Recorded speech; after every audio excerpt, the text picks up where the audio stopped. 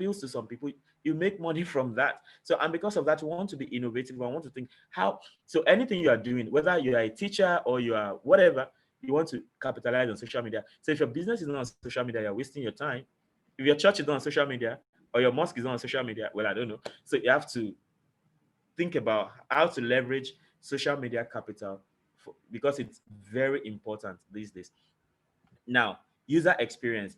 I go to sites and I'm trying to navigate, I'm trying to click and all that, and it's so tiring, and I just get tired and leave. So because of that, if you have an organization, even as a person or as a politician and everything, you want people's user experience on your website or whatever platforms on which people interact with you.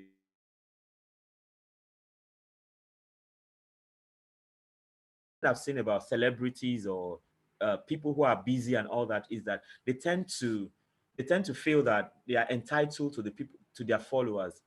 And that is why I see one or two people who are very, as busy as they are, when they make a post on Facebook, when people comment on them, they make it a point of duty to answer, because that's how you even increase your social capital, right? Now most celebrities, of course, I give it to them, they are busy and everything, but the fact remains that you don't want to treat people like you don't matter, because if all of them stop following you, then you no longer be the celebrity they call you, right?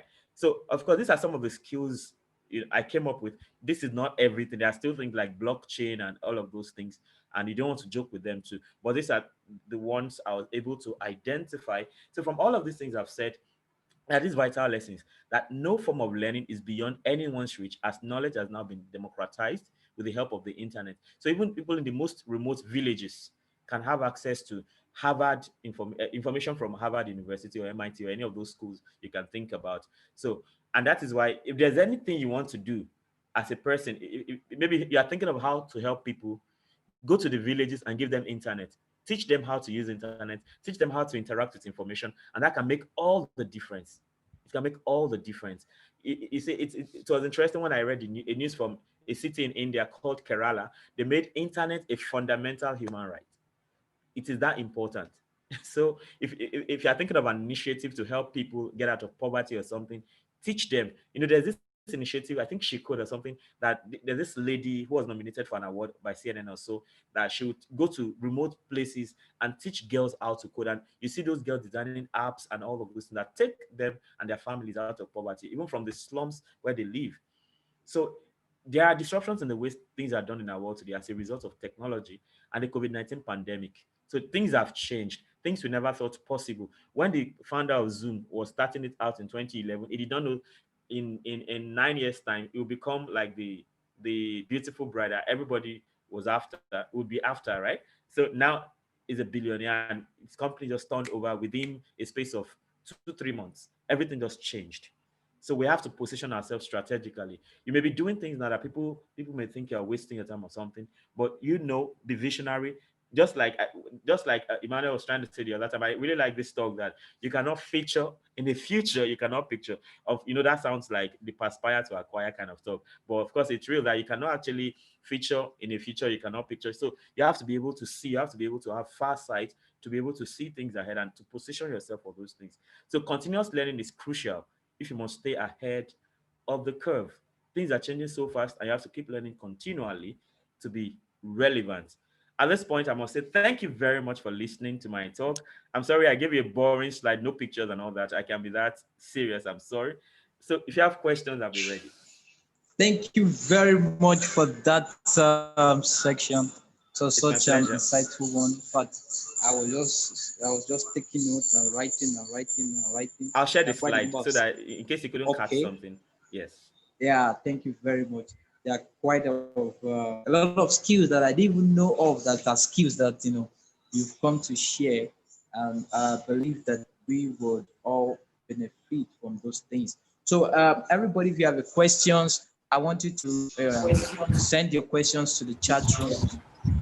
Send your questions to the chat rooms so that we can take those questions. I want to do a recap of some of those skills we talked about. We talked about cloud computing, talk about communication skill. At a stage like this, you must be a good communicator. You cannot go for a presentation and you cannot communicate very well. You must be a good communicator. A number of times you find yourself in places that you need to defend your thing. You need to set the proposals. You need to do a lot of things. Communication skills is very important. They talk about creativity. That alone is a big entity on its own. You need to learn creativity. Everybody has this creativity in them, but you need to sharpen it, bring out something from what is not. Get something out of nothing and become very useful. Talks about emotional intelligence. I did a course recently on project management, and they took a course directly on emotional intelligence because it is critical even in terms of project management. You must know how people respond to things. You must know how people reactions over things. So it's critical to skills you need to learn even at this time. So I want your questions to keep coming in so that it can entertain some questions. I want to see our questions coming in. I have some questions that are also written down here that we also need to ask. But let's also get our question coming in. Anybody? Let me just see your questions. Once I see your questions, we'll attend to that. Then one of the interesting skills you talk about is leadership skills. There's no way you are going to do good in every career you are if you don't have a good leadership skill. You're a business manager, you're into business, you need leadership skills. You need information literacy skills, like I said. And one of the things that thrilled me most was the social media capital. Wow, I've never even known that there's a skill like that. But truly, if you are not learning that, as if you're not moving with the trend. You can't be in business and you're not in the space. You can't be in business and you're not online. If you're in business and you're not online at this time, you're not doing business. Social media has taken over. Everybody's on social media. The video that we watched told us about the statistics of those that are on Facebook at the moment. Over 2 billion people are on Facebook. So you can't take away that. You have something to display. You can't do that on Facebook. It has make the world so closer to us that there's no limitation in our space in advertisement. So you can be in Nigeria and you might be doing something for someone over there. And social media capital is something that you must learn that will help you leverage on that. So I want us to keep our question coming in so that it can take those questions. After this, our next speaker is always also in the house. She has also prepared something special for us. And I want us to take some of those questions. Okay, there's a question I want to ask. Um, what is the place of our tertiary education in providing the skills for the future? What is the place for our tertiary education in providing the skills for the future? That's a question Yeah, that the fact maybe if remains you that can. tertiary education is extremely important. Just like I told you, the big boys, the billionaires of the world today, they require just like one of the points made by I think McKinsey or so, that today that high cognitive skills will be required in the future. So tertiary education is important, but but the thing we have to pay attention to is that is it education just for the sake of education, just for the sake of acquiring a certificate? That should stop. Our curriculum has got to reflect the changing world and everything, and that is one call to our leaders in Nigeria. you know, no country thrives without functional education. It's not enough that I'm a PhD. It's not enough. I have to be a functional PhD. It should not just be for decoration. It should be for impact. It should be for impacting the economy and all of those things. So you can never, never, never underrate the importance of tertiary education. The only thing is, for countries like ours, we have to pay attention to the kind of things we teach people in our universities. Okay, wow, that's good. Then I also want to ask a question because I believe there are also students on this group that are actually staying in school, and some of them are already saying they're tired of this school education, they're tired of the school curriculum, what they're supposed to be teaching them, what they're teaching them is outdated. Like, I was just remembering I was in architecture department, and I could Mhm. remember the time we were in school, they were still ensuring that we use pencil and pencil to do our drawing and do our presentation with all this inking. And the world has gone beyond that, and everybody is doing card and the like. So how do you advise someone who's in school? How can you advise someone who's in school that presently is in school, but the school demands him that he must follow the curriculum, but yet he has to break out of the box and learn new skills. How can you advise someone to match the two together? Yeah, really, that's a very difficult place to be in. But the fact remains this: people keep telling you Mark Zuckerberg dropped out of school, Bill Gates dropped out of school. Now you're comparing somebody who dropped out of Harvard with yourself, and you are in maybe in Iraq or Afghanistan or Nigeria or something. Now the fact that they were qualified for Harvard alone is already like they were made, so to speak, and the environment really encourages that. Now the fact is this: as Nigerians, most of our curriculum are outdated for sure, right? But the thing is, as a Nigerian, dropping out of school can make your life more complicated than you can ever imagine, for sure. But of course, if you have the opportunity and you can travel to another country where you can get the kind of education you really like, but if you cannot afford that, what you're getting now maybe a basis for you to be able to go. Now, I've always wanted to. I didn't want to do my first degree in Nigeria, but I ended up doing it. I didn't want to do my master's in Nigeria. I ended up doing it in Nigeria, right? But that if I had stopped because I couldn't go abroad for my first degree, if I had stopped, I wouldn't have been qualified to go for my PhD abroad because it was that same so-called outdated curriculum that was it was my master's from Futa. It was on the basis of my master's from Futa I was able to go to Tokyo University in Japan. So fine, it's painful, right, that the curriculum does not reflect the new realities. But the fact is, if you cannot afford to go to a better school where you can get something better, do your best with that and and position yourself for opportunities. That's still part of what we're talking about. Now, one thing I've discovered about Futa, for instance, I don't know about, of course, I'll be sentimental. One thing I've discovered about Futa is that with all the curriculum and everything, people still do things. People still go for. They are still card experts. Some of the card experts you get around are Futarians, right? Some of the some of the people doing computing and everything. You see somebody studying agric, and then the person is designing software to take care of some financial stuff. So that is to say that it is extra work, right? But I think it's worth it. So in as much as you're not being given what you need, go and look for it. Just like I said, knowledge has been democratized. You can stay in the comfort of your room and get Harvard standard education. So that will take extra work, extra money, and all that. But if you don't have a way, that might be the way to go.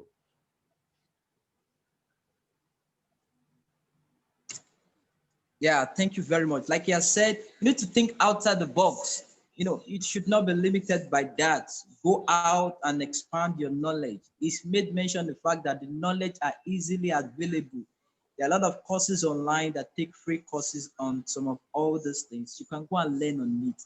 Break out of your box. I can remember there was a time while we were in school. It was not the school that taught us how to use AutoCAD. They didn't teach us how to do Revit. Mm. We break out of the Yeah. box. And it comes to a point in time that even some of the students were so good that the teachers even employ some of these students to do some of their work that requires Yeah. using Revit. So that's Right. the thing. And some of them were well celebrated. So Mhm. let's see how we can break out of the box. Like you said, the knowledge are everywhere. You can go online, you can learn this knowledge, add it to the knowledge they teach you in school, and by the time you mix everything together, you can become competing with someone that went to Harvard because you have already learned some of the knowledge they've learned. For Thank you sure. very much. Let our questions keep coming in. Someone write this question and says, is it about the social media capital? He said, how can we leverage on that? Say, can you explain more about that? Yeah, social media capital is, You get the there's question? social, yeah, I did. There's social capital, right? Social capital is basically this, it's basically the goodwill you enjoy from people. And how do you enjoy goodwill? It's because probably you're nice to people. That's why you don't joke with anybody, even online. People online hiding behind their keypads, they just make careless statements, and you don't know. Probably the person that is going to interview you for your next job is the person you are relating with. You are relating with a stranger online, are just misbehaving.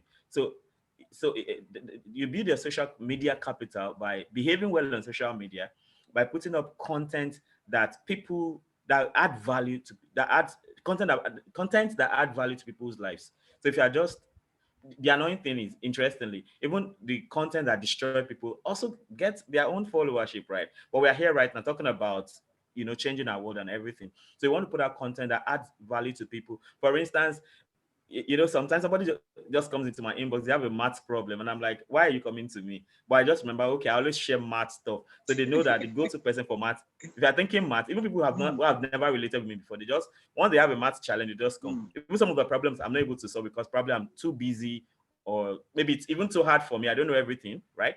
But they just know that when it comes to math, go to this guy. That's it. Put mm. content that people are able to know. They're able. It's more like what some people call brand building or something like that. Maybe I'm not calling it that, but it's just like you're Yeah, the behaving well. brand. Yeah. You're adding value to people by the things you post. Wow. Wow, that's awesome. Now I could get some things they said from that. We must be intentional with our posts. Some people Right. just post anything, they Right. do this, they post it. Because sometimes, I've come to find out sometimes there are some employees that goes and check your social media and see the Sure. things you post, see the things Yeah. the things you do, so that they will know the kind of your person. Because your social media describes you. What you post most often speak about what you are interested in. Now, if someone Yeah. comes to my social media, he will know that, oh, is either he's in a juice come or discovery for impact or say Yeah. motivational talk. Yeah. He can Right. describe my kind of person. So, Sure. like I said, we must be intentional we must be intentional with our messages that we post online. You want to say Yeah. something else? Yeah. Something just came to my mind. There was this thing about visa application to American embassy. Now they require you to put your social media handles. Wow. Yeah. So they want to go. So that's Wow. why I think there are people that talk about go and detoxify your internet footprint. Sometimes just Google your name and see the things. When your name is Googled, what kind of things come up? Is it when somebody is dancing conco below? Or, what exactly comes up when your name is Googled? So everybody should do that. Check your name, Google your name, and see. There may be something there that has been going on you don't even know. So from time to time, I Google my name and I say, okay, this is cool. Yeah. Yeah, that's true. That's a very good one. Just remind me of a particular scenario that happened. There was someone that talked to us about me. That was a lady. She was to tell her mother about me. And the first thing the Wow. mother went to do was to go and check my profile. I go and check Yeah. everything about me. Yeah. I was surprised when the person If you're told my me. She said mentee, that was the first thing if that you're the my person went to mentee, do. Went to go and sorry, check about if you're me, my about mentee, I okay, sorry, and what I stand for. sorry. Yeah, if you're my mentee and you tell me you are seeing a guy, Yeah. like you're considering a guy, I just tell you, give me what's his name on Facebook. That's the first thing I do. And from that, we have saved lives. You can't imagine it. Yeah.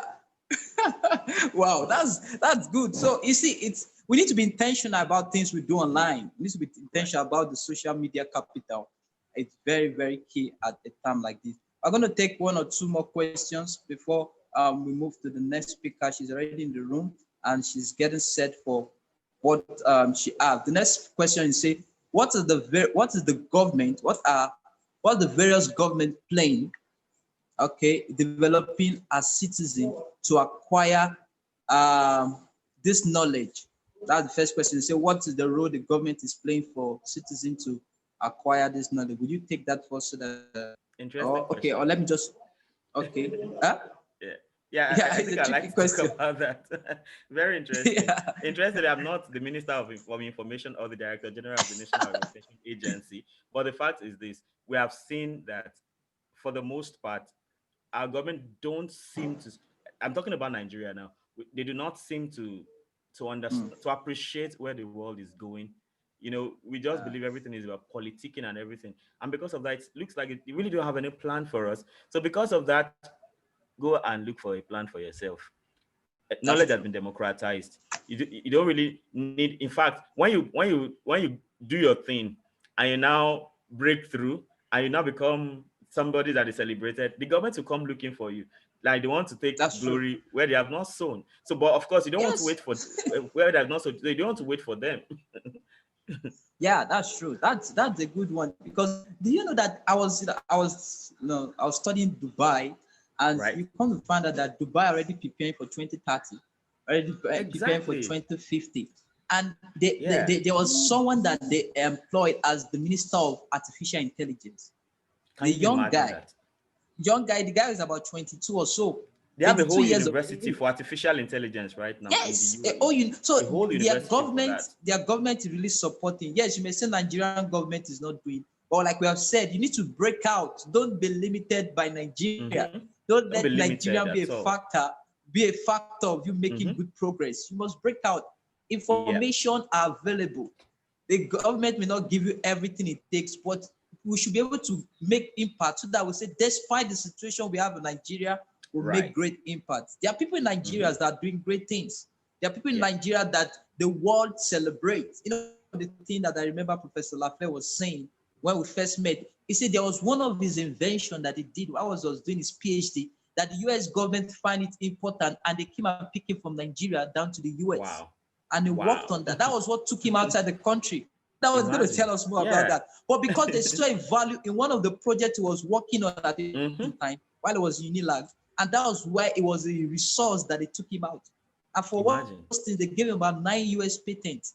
You know, to Wow. see that, these are Massive. people who break out of whatever they are doing, irrespective of um, um, the government itself. And there are a lot of Nigerians who are Mm-hmm. representing us very Yeah. well in the global scene. So we can break out and Right. do more. Thank you very much. Is there any question Yes. before? Okay, there's no other question. Thank you very much for a time like this. Thank you for your time. Yes. Thank you so Thank much for the you for privilege. Tolu, everything, for the welcome. Nice to see you knowledge. here. Okay. Since our next speaker is in the house. Hello, Tolu. Good afternoon. Thank you very much for joining us. And I'm so happy that I've just seen these people. These are people I know way back while they were in school. They were making great things. When I just came into 200 level and I see these people.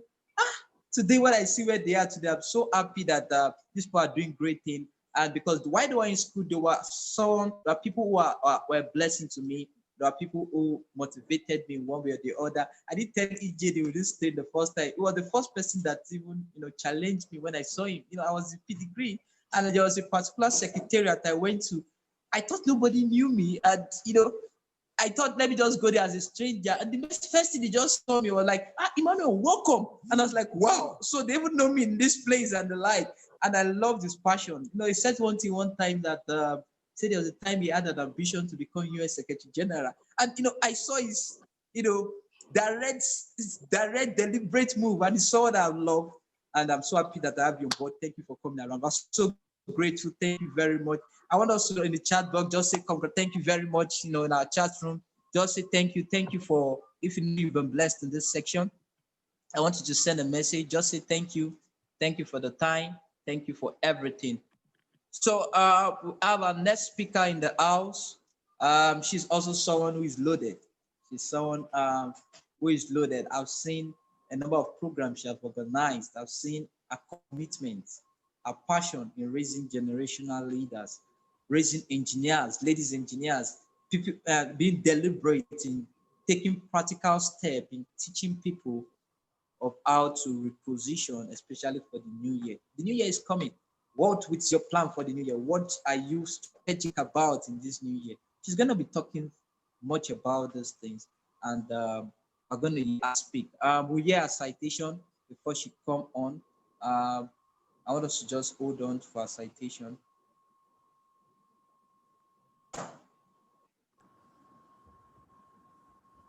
Tolu Okay. Alopeope is a knowledge broker in the field of space engineering and technology.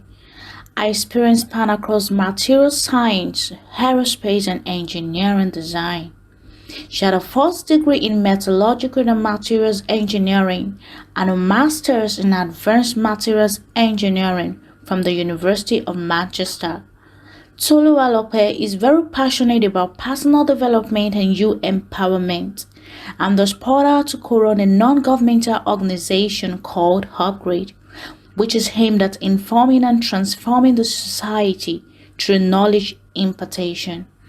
As part of her success, she had released three academics paper and have been cited by other researchers across the globe.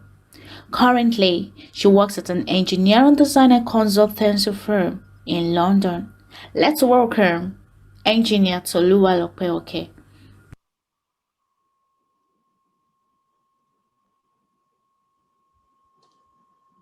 Good afternoon, everyone. I don't know if you can see me. We can see you, ma. Okay, all right. Good afternoon.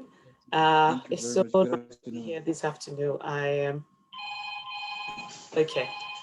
I am really grateful for the privilege that's been given to me to talk. I've seen, thank you, Emmanuel, for inviting me. You know, over the past couple of years, I've seen what Emmanuel has been doing with Discovery for Life Initiative. And that's really been very impressive, I'll say. Um, so today, Emmanuel has invited me to talk about mind shift. And my topic is, not even before we get to my topic, I think let's even take a moment to soak in. Can you hear me, everyone? Okay. Yes, we can hear you.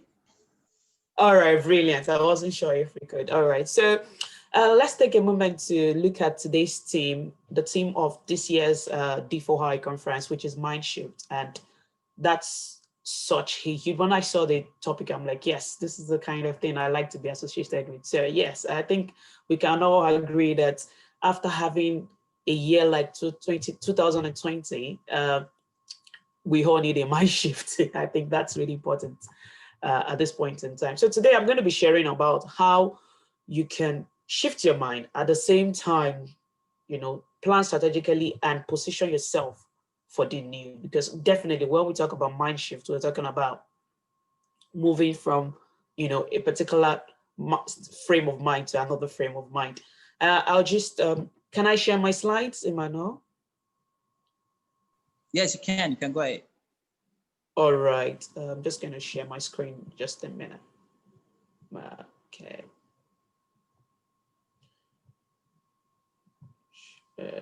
Screen. Okay. Just going to.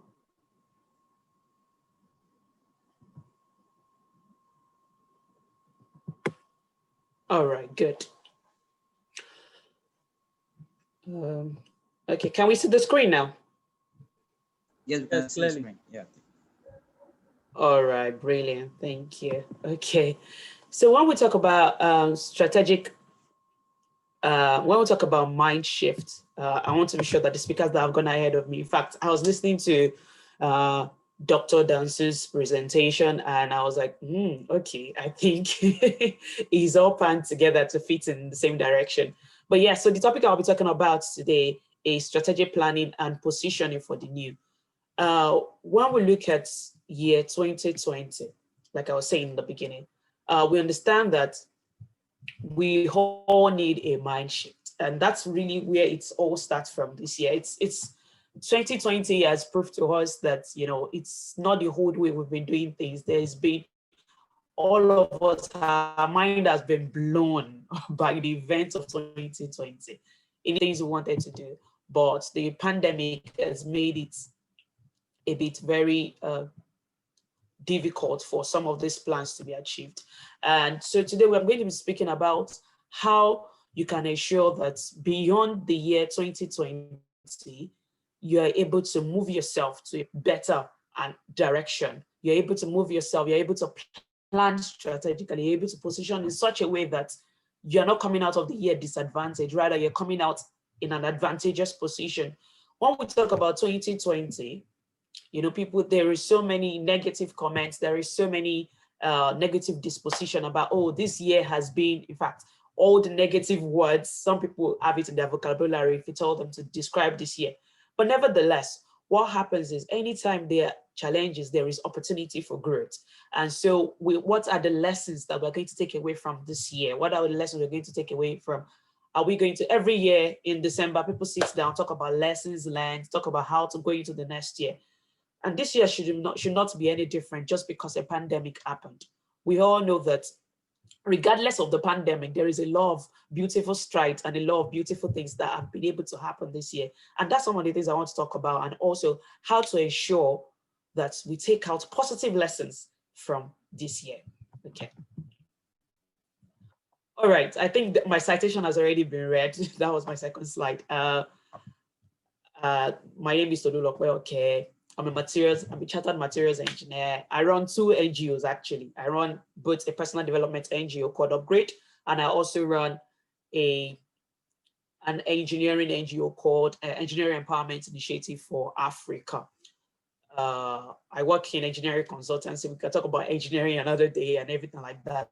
But today, what I will be focusing on is trying to let you know and trying to talk to you about how you can actually position yourself for better growth in 2021 and beyond. So first thing we're going to talk about is where are we now? Where are we now? So this is year 2020.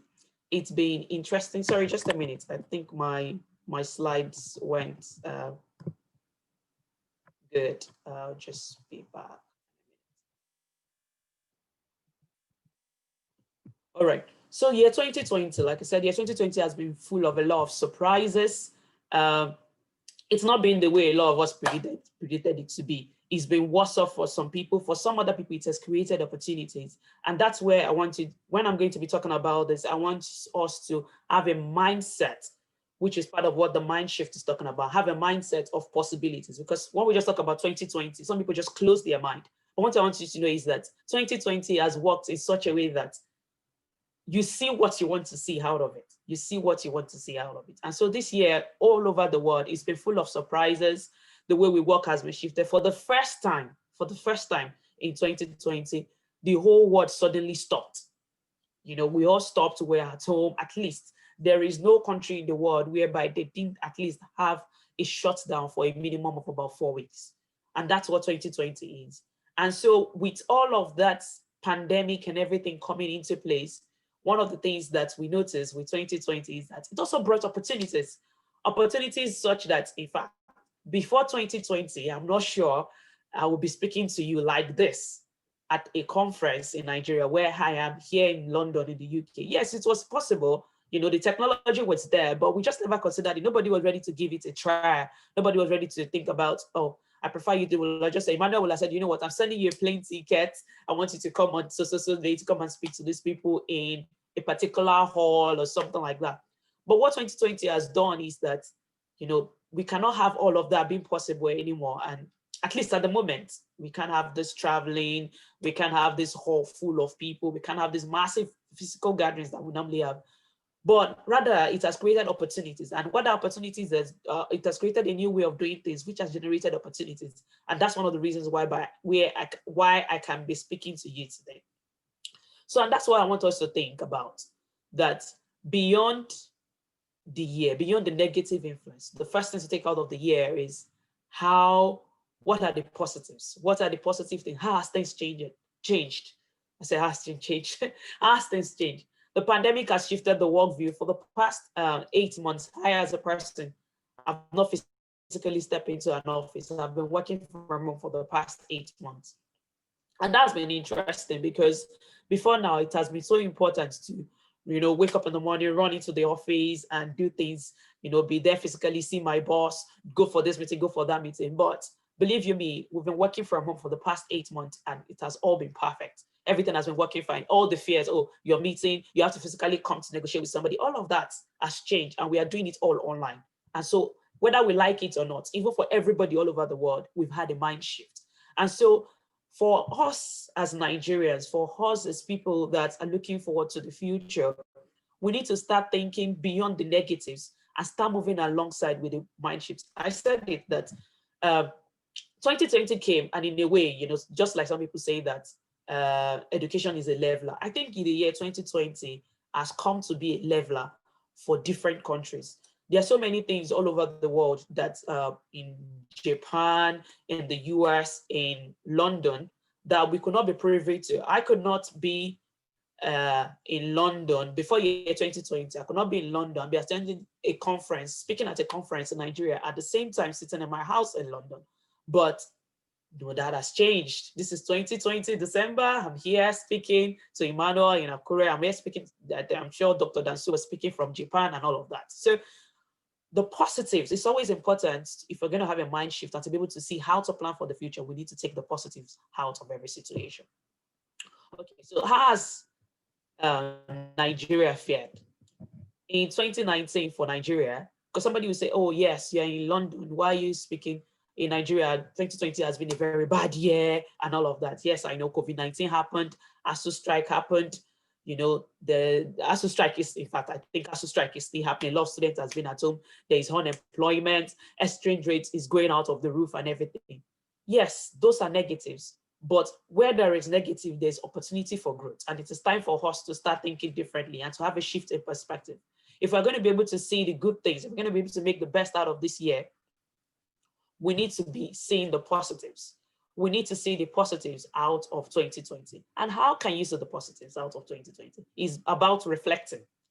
It's about thinking about it, thinking about, okay, how can I do things differently? Like I said, I made a point before that 2020 is a leveler.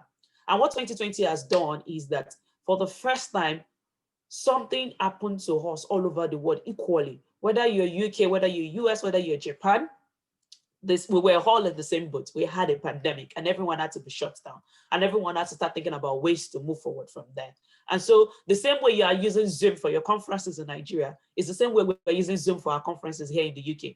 The same way you're going to church online is the same way we're going to church online. So it's almost as if something came and equalized us in a way.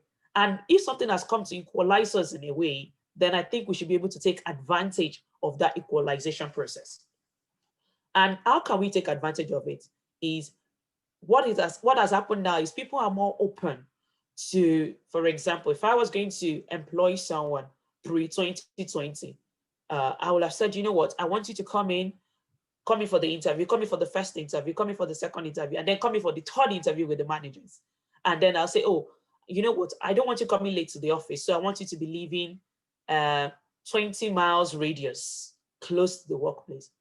But believe you me, employment has taken place over this pandemic period, and none of that matters anymore. I just ask you, can you put this in your calendar? You can do your interview, 3-stage of interview in one day, and then you can live anywhere in the world. You could even live in Nigeria, because here in the UK, we just have a 1-hour time difference. So you could even live in Nigeria and be working in the UK. And so that's I'm just starting my talk from there so that you can see that there's a lot of advantage in the current system. It's a time, we're in a framework that if we position ourselves rightly, you can, from anywhere you are, in your bedroom, in your work, anywhere you are all over the world, you can begin to give value or add value to yourself. You can begin to make money. You can begin to get employment. You can begin to do different things. So don't be bogged down by what has happened in 2020 in Nigeria or what has not happened. You know, one of the questions somebody was saying about Dr. Dasso was like, oh, the government, what is the government doing and everything. Now, what has happened is everyone's eyes is now open to the internet. You don't have to wait for the government of any country to do anything anymore. You're open to the internet, you're open to what you want to do yourself. So first of all, it's the mindset, which is that mind shift. The mindset that there are positives to take out of this year. And if we start thinking differently like that, then we'll begin to see that our mind begins to open and begins to expand. Because with a closed mind, it is difficult to be able to see opportunities. But when our mind is open, we can see opportunities. All right. So now that we've talked about opportunities, there are opportunities in this year and all of that, we've seen so many things. What is next? What is next? And that is, okay, 2020 has come and 2020 is going. We're going into 2021. At 2019 December, all of us were shouting, oh, it's a new decade, it's a new decade, and all of that. But, you know, all of us have calmed down during the year. We're not even really talking about the decade. We're just saying, if I survive 2020, if I survive 2020, and, you know, a lot of us have survived 2020, but what is next? And like I said, taking your positive mindset out of 2020 into the next year, then you can now actually begin to strategically plan and position yourself in such a way that everything that 2020 has brought, this world wide web, these leveraging opportunity, this collapsing of time, we can now begin to make use of everything going forward. And that's why I said, what is next? What is next for you? You need to ask yourself, now that 2020 is gone, what is next for you? And I've come to the next thing. As we are going into 2021 and the rest of the decade at large, we need to think about how to do things differently. Like I said, if you pick the lessons, for example, I don't know how next year's Mindshift conference is going to be. Maybe it's going to be a mixture of online and on-ground conference, because now we've done something online, you see. So we begin to need to think about how to do things differently. And so if we do it online and on ground, then we can reach a larger audience. So same way, we need to be thinking about our lives and everything that we are doing currently. We need to be thinking about, okay, what are the lessons I've learned from this year that I want to take alongside with me into 2021. That is the only way we can adequately benefit from what 2020 has already offered us, because we're already in December now. So we need to start thinking about, how do I do things differently? How do I reach people? You know, I've been seeing people organizing conferences like this. How do I reach them? Do I need to organize a conference? Do I need to, people are talking about job opportunities. People are talking about, Dr. Danso was talk, which I'm still going to talk about you can be in your room and learn from Harvard. So you need to start thinking about how to do things differently. We need to start looking beyond any problems that we might have and start looking for solutions. If you look well enough, and that's what 2020 did for all of us. A lot of countries were shut down, companies were shut down, and then everybody started looking at, okay, how do we do it differently? So the first thing is, anything you're doing, whether it is your education, whether it is your business, if you want to be able to strategically plan and position for the new, you need to think about how to do it differently. We need to look beyond whatever problem we are having and start looking for probable solutions. We need to start doing that such a way. That is the only way we can shift our mind. Because if we are still stuck, you know, there's a way our mindset can freeze us. There's a way our mindset can bind us. So first of all, we need to liberate our mind and start thinking about things differently. We need to start looking beyond, don't just see the problem, just start thinking about, okay, you know, we read about Isaac Newton and an apple fell on his head. Now he could hold his head and start saying, oh, I'm having a headache. Oh, this apple that fell on my head and everything. But you know, the apple fell on his head and he started thinking, okay, that apple was hanging, you know, gravitational law of all of that. And you know, before you know what's happening, that became a whole lot of concepts, law of motion and all of those things. So anything that has happened to you in 2020 or anything that is currently happening to you in 2020, I want you to take it, whether it is a problem or whether it is a new situation. I want you to take it and start thinking about how you can make it into solutions, how you can create solutions around it, how you can create solutions around it. And when we start thinking like that, then we begin to have a mind shift. So there are 4 pathways to having a mind shift, because, you know, I've just said this in general, but there are 4 pathways in which we can do this. And it's not just enough. How do I think differently? That's somebody's asking me, how do I think differently? You're saying think differently. How do I think differently? Now, how do you can think differently? Number 1, diligence and self-confidence. Diligence and self-confidence. Leveraging your social capital. Having a global mindset, personal development. There are 4 pathways that I think can help us when we are beginning to think about how to think about things differently. It's so funny because sometimes it's just about knowing how to think. That changes it all. That changes it all. Like, okay, somebody says, we've heard about the concept of somebody saying there is a glass of water.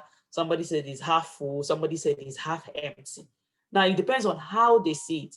But sometimes there is so much negativity or so much clog system problem. The problem is clogging us that we can't even be able to see a clear picture of what we're supposed to be thinking about. And so I want to share with you today 4 key mindsets to success, 4 key mindsets that can help you to begin to think differently. Because before you can actually plan and position yourself for a great future, you need to have a mind shift. So let's run it. Let's look into those 4 things. So the first one is diligent and self-confident. The diligent means to be careful. It means careful and persistent work in accomplishing an undertaking. Now we talk about hard work a lot, and I'm just going to diverge a bit. We talk about hard work. It's good to work hard. It's good to be, work hard at what we're doing. But are we diligent? Because if we're not diligent, then we can just work hard. There used to be a picture. I wish I could find that picture now. There used to be a picture of this person 2 people that were digging for gold. And one gave up too easily. The other person, and one gave up just because they were one person had digged and digged and digged, and then later he gave up because there was no, just as it was about to get to the gold. The other person kept on digging just a little more, and then he was able to get to that goal. So I know that 2020 might have been a year you've tried everything and everything, but keep on being diligent. Keep on being diligent. It's when you're diligent that you can actually ensure that you achieve something. Persistence. We need to be persistent in what we were doing. At the start of the pandemic, when we started, working from home, making calls and all of that, everything was just all over the place. This one, that one, meetings were clashing. I personally, everything was just all over the place. But as we kept on doing stuff during the pandemic, doing it over and over and over and over and over again, then we became masters at, being able to speak to people online. Some of us were camera shy and all of that. But, as we kept on doing it, we begin to gain that self-confidence. We begin to be diligent. So diligence and self-confidence is very important. That is one key. If you want to change your mindset, you need to be diligent in what you're doing. So ensure that the skill, what you're doing, keep on doing it. Keep on doing it. Keep on, don't give up just yet. Ensure, that's one lesson to take out of this year. Ensure that you are diligent, ensure that you are self-confident. So I said one of the key points I put here is this is not a decade of people policing you to get things done if you want to be successful. You need to be ready to roll up your sleeve and be diligent. So there are so many, if somebody says, you know what, I'm trying to do something, I can't do it, I'm frustrated, I'm not even going to bother again. No, you have to keep doing it. You have to keep working. Nobody is going to be policing you. Things have changed now. Before, I know even for people that are in university, there is ASU strike. There's been strike for such a long time now. Nobody is telling you what to do. So you have to take your destiny into your own hands and ensure that you are diligent. So whatever it is, are you studying a course? Be diligent in it. Are you running a business?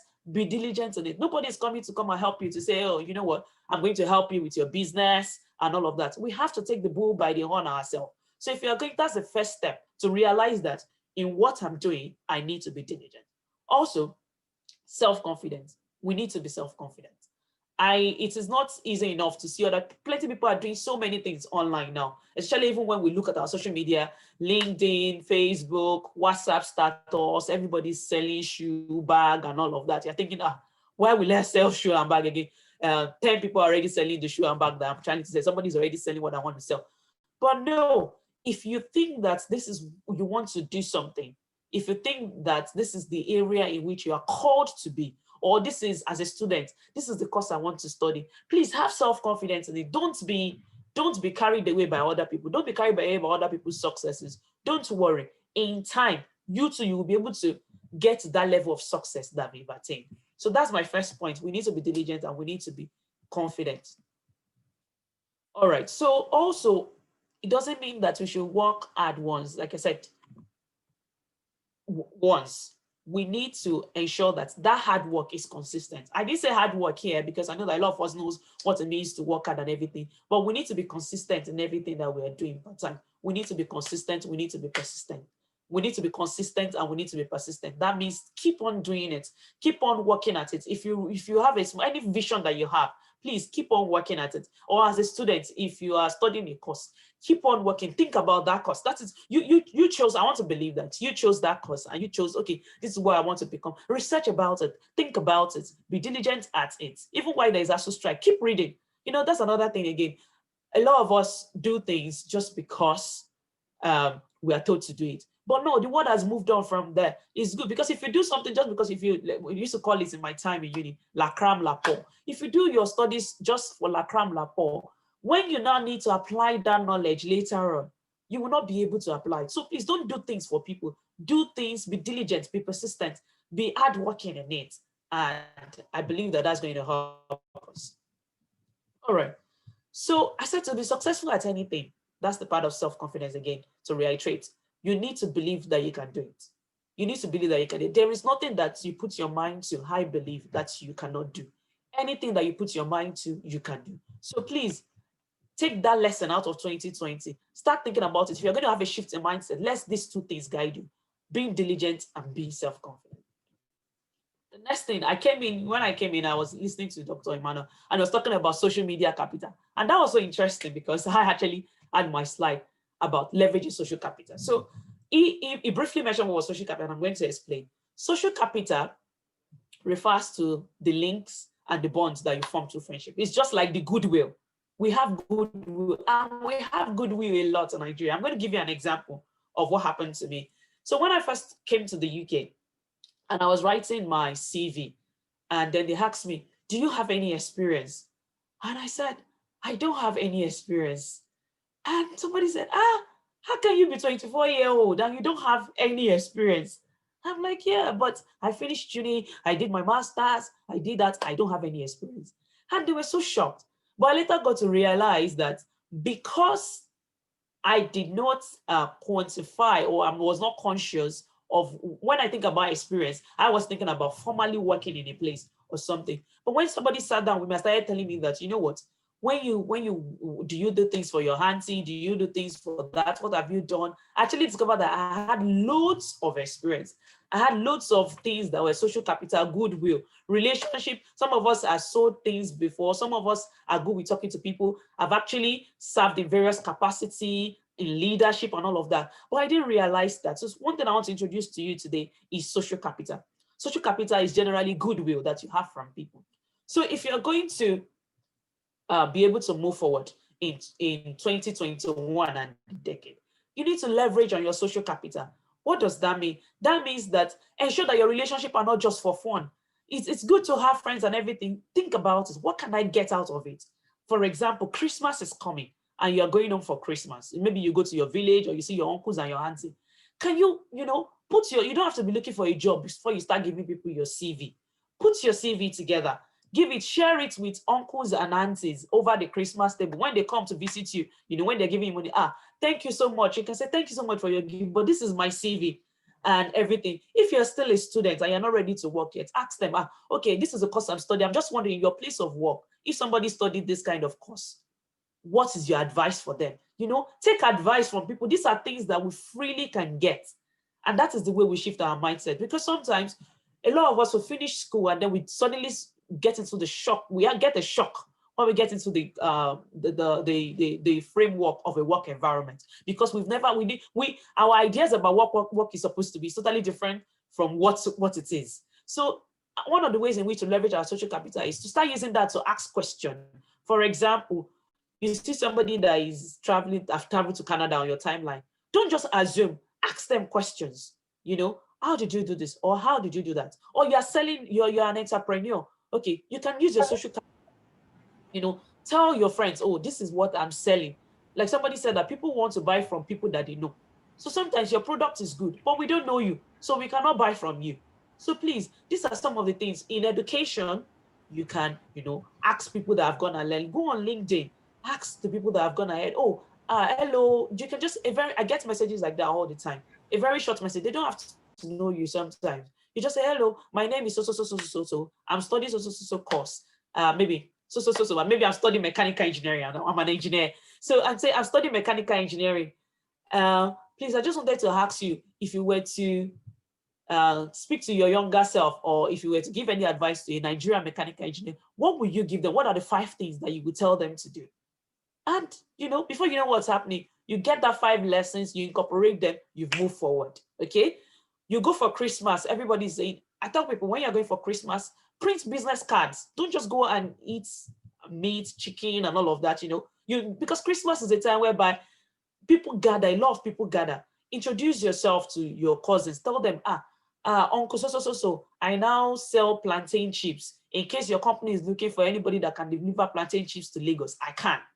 Or in case your company is looking for anybody that can deliver Gary, I can. Or in case your company is looking for a web designer, I can. So we need to leverage our social capital, because so many times we think that things have to be in a formal way before we can do it. And that's like I said, in 2020, that's another lesson that we've learned, that everything doesn't have to follow the formal framework.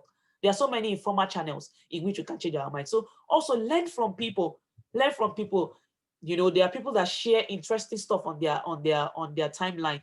Go and read. Ensure that your data is not just for consuming on your, I don't want to say loss, but ensure that your data is not just for flangering. That's a Nigerian English. That your data is not just for flangering. Ensure that you're using it to build your social capital. Look within your friends. All of us, we know that friend.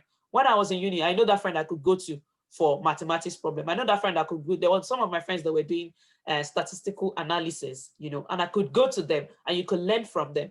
And you could say, you know what, this is what I'm doing. So I'm just saying that generally, don't just see your friendship, collaborate with some of your friends. Don't just see your friendship or your family as just family and friends, ensure that you are learning something from that. Leverage on that social capital. Take something away from it. The next thing is have a global mindset. I've already mentioned that briefly in my introduction. Have a global mindset.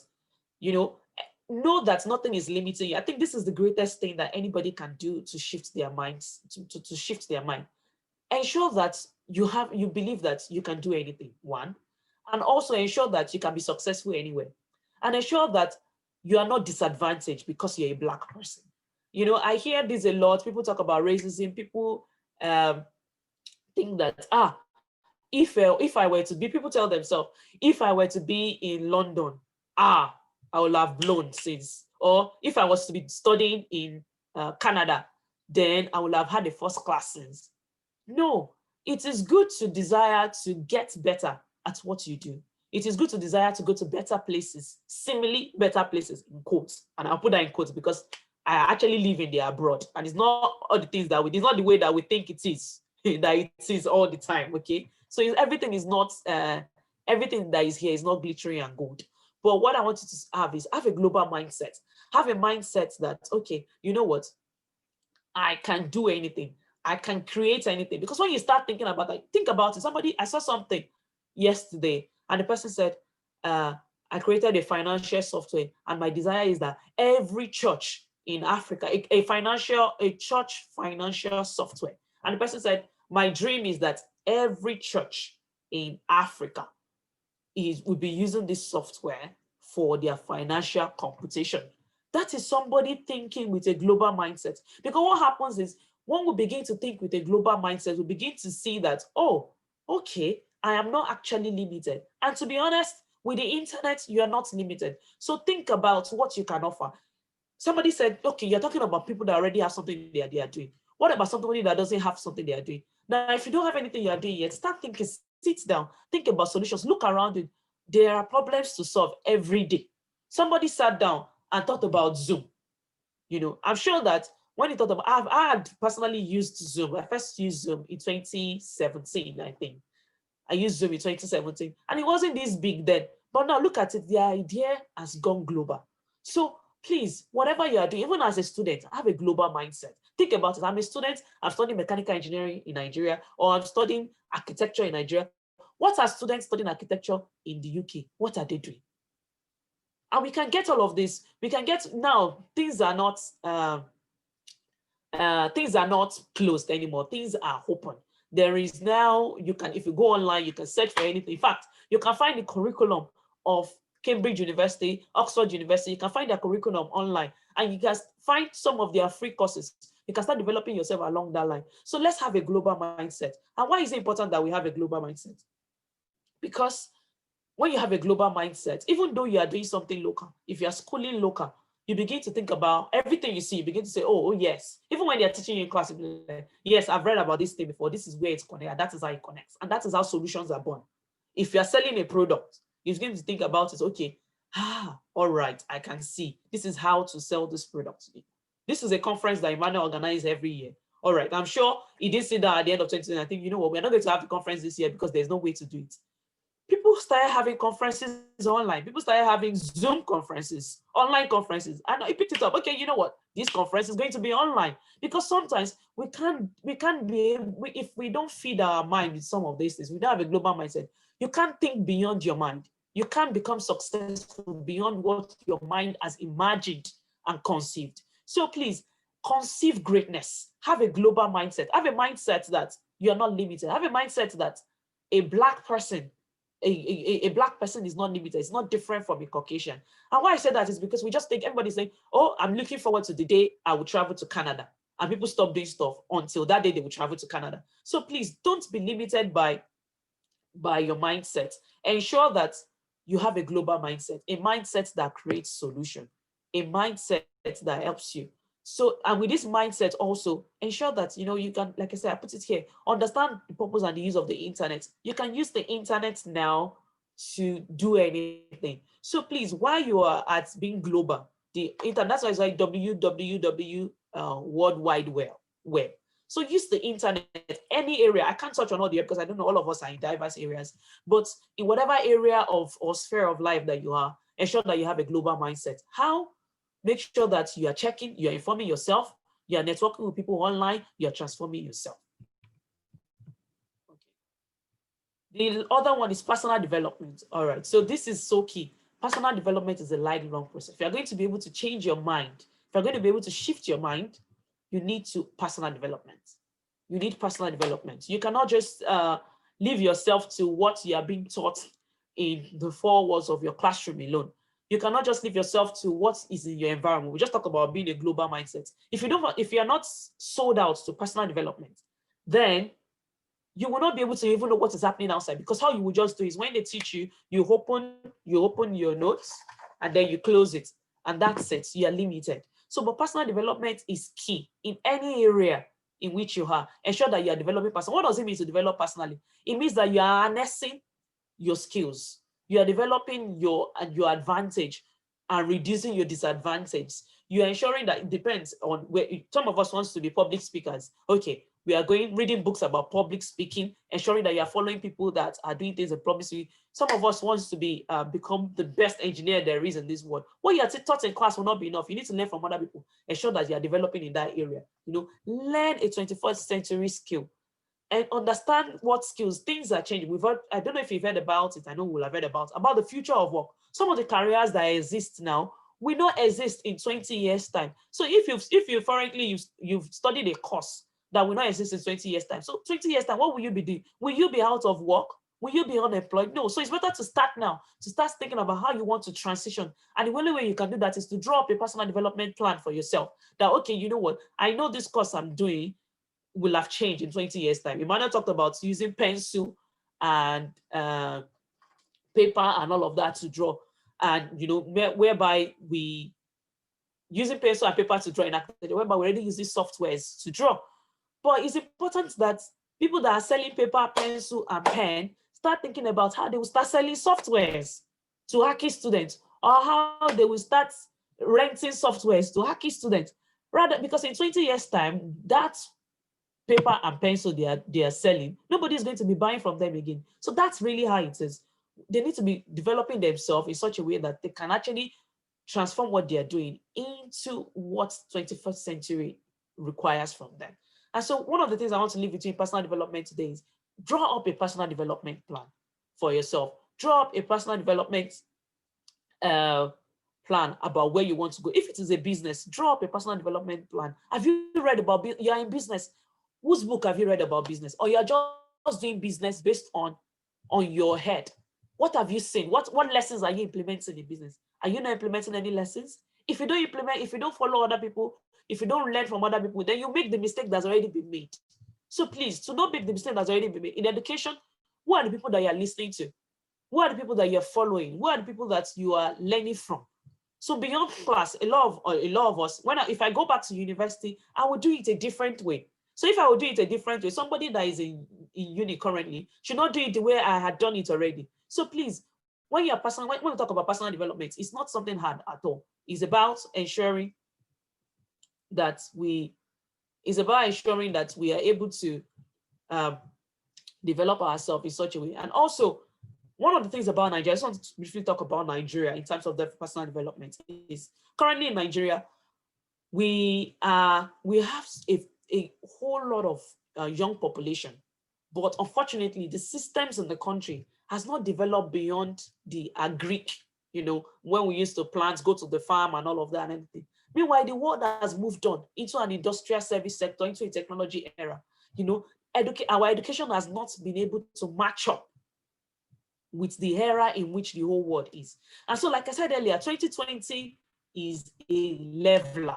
So now that 2020 has leveled the playing skill for everyone, ensure that you're not close. Ensure that I heard something, beyond borders. Ensure that you can actually develop yourself beyond the border of Nigeria. You can be in Nigeria, but your development is not of Nigeria. Your development is of a world-class expert. So please, we can use technology, we can read books, we can attend conferences, look for conferences online that this is a conference you're attending, which is good that you're attending this conference, but ensure that, every area of your life, you do something that takes you to the next level. Have a personal development plan for, okay, these are the things I want to do. These are the books that I want to develop next year. For example, in 2021, what I would like you to do is to have a plan. Say, okay, I want to learn a skill. I want to take my business from this point to this point. I want to be able to do this. Have a plan. Don't just do things as they come. Don't just do things like, okay, even if you're a student, as it's going to resume, you're going to go back to school. What is going to happen when you go back to school? Are you just going to all be in education alone? Are you going to be able to develop yourself in that area? Another mistake that we make, especially for students, if a student listening to me, is that in Nigeria, sometimes we focus on education, which is good. Education is good. Let's focus on education. But are you developing yourself in other areas? Because when you come out of uni, there are other practical things that you need to do. Have you developed yourself in how to write? What about content writing? Can you write a report? What about presentation skills? Can you present? Can you present on that? What about communication skills? Some of us are very shy, and thank God for God. Some of us are very shy, but when we get out of it, we need to present, even if you are the best engineer or the best researcher. Sometimes you need to present something. So please, let's ensure that we take personal development serious. Look at that areas of your life in which it is weak, and then you can begin to develop in that area. So those are the four things I think that can shift our mindset. Now, if you've shifted your mindset, it is time to position for the new. It is time to position for the new. Now, when you've done all of these four things, when you've been able to, okay, now I've told you how you need to shift your mindset, and I've told you the ways in which you can shift your mindset, 4 areas in which you can. For some people, it is about being diligent and confident. Some people, you need to leverage on your social capital. Some other people, you need to do personal development. Another set of people, you need to have a global mindset. So whatever one apply to you, you now need to sit down and say, okay, I've heard all of these things. I've heard how the world is changing. How do I position myself? How do I position myself? How do I position myself? In your choosing field. So the first thing to do is to now make it personal, personalize it. Say, in my choosing field, what direction is the world going?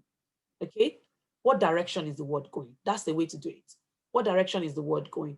Is the world going left?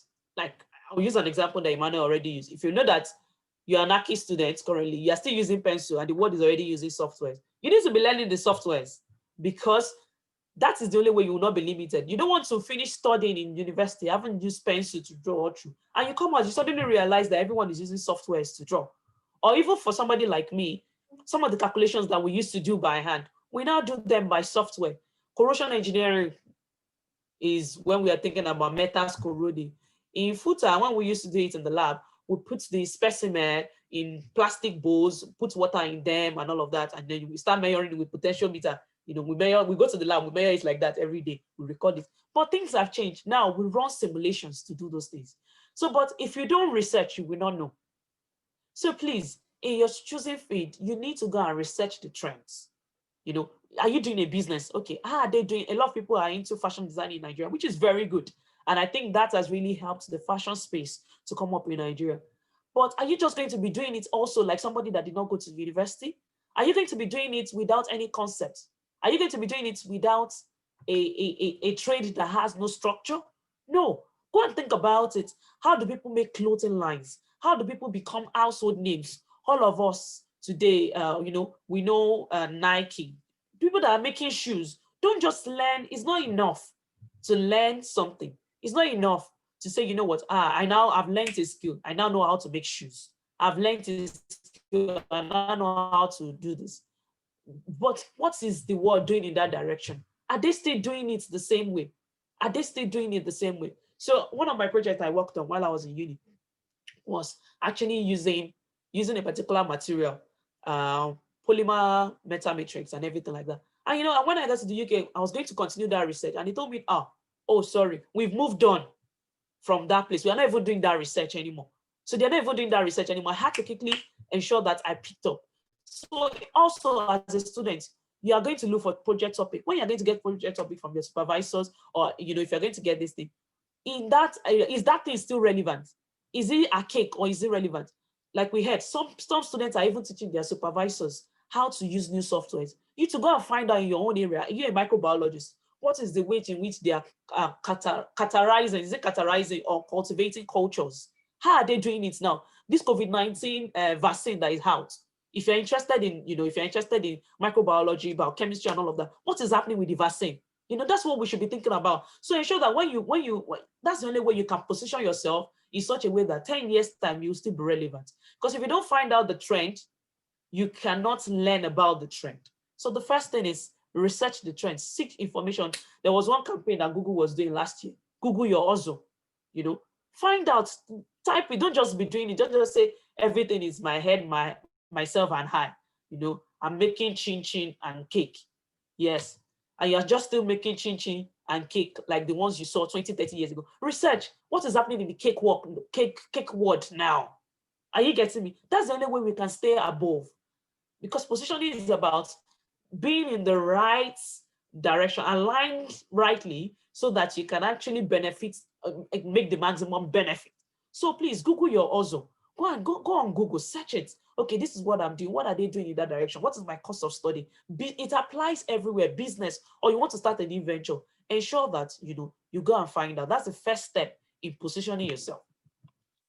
The second step is when you've already researched this trend, you said, where should I be in order to take advantage of that direction? You've already gone to check the direction the world is going. Where should you be? Now, a lot of people, we have one recipe for everything. Just like some people, when they have malaria, it's paracetamol.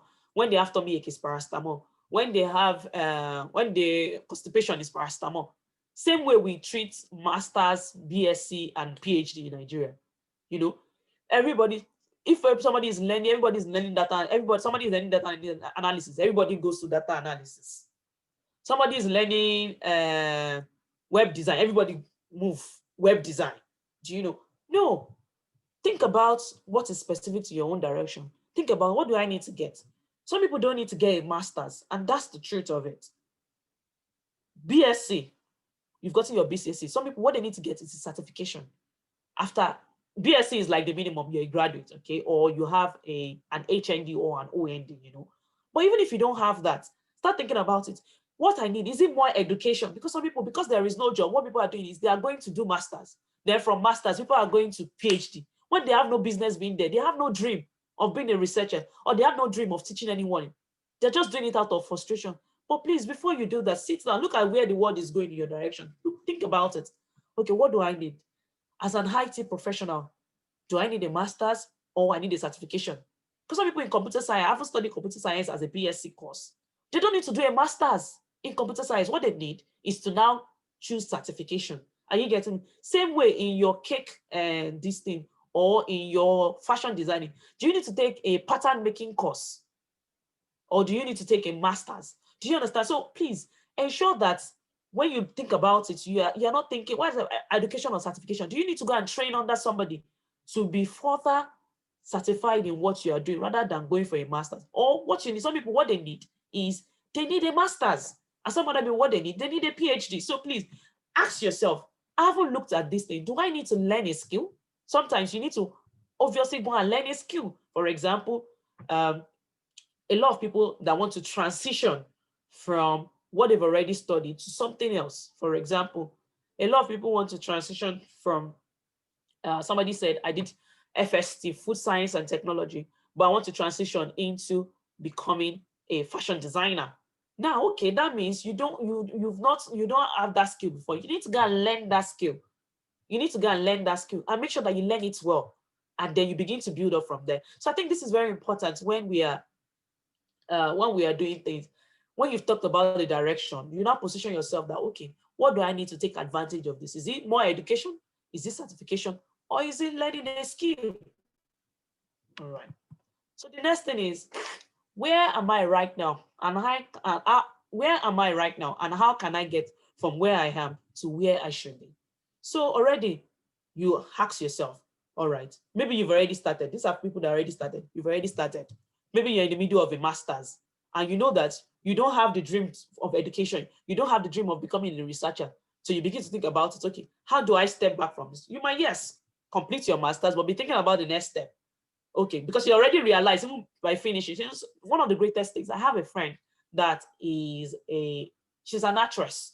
And one of the things she told us, which was key, before we left uni, she told us that after this university education, she already knows that she's not going to do any form of master's or PhD. She knows she's an actress and she's going to go and train herself in that direction. Okay, so that is about realizing that, okay, we have to come to that realization. So she realized that she was going to, and now she's doing well. She's an artist and she's doing well.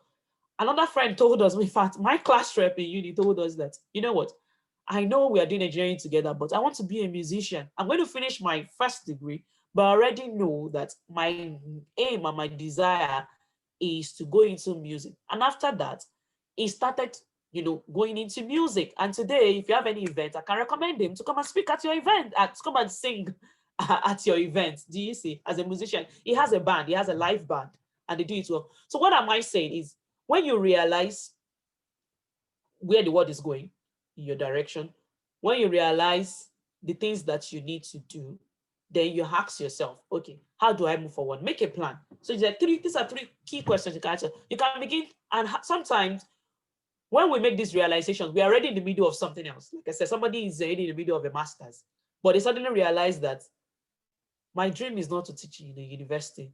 My dream is not to research. So then they begin to say, okay, you know what? Maybe I need to take a step back. You can then do things like, for example, internship. Internship is a good way to put one leg in something and one leg out of something. And I'll tell you why.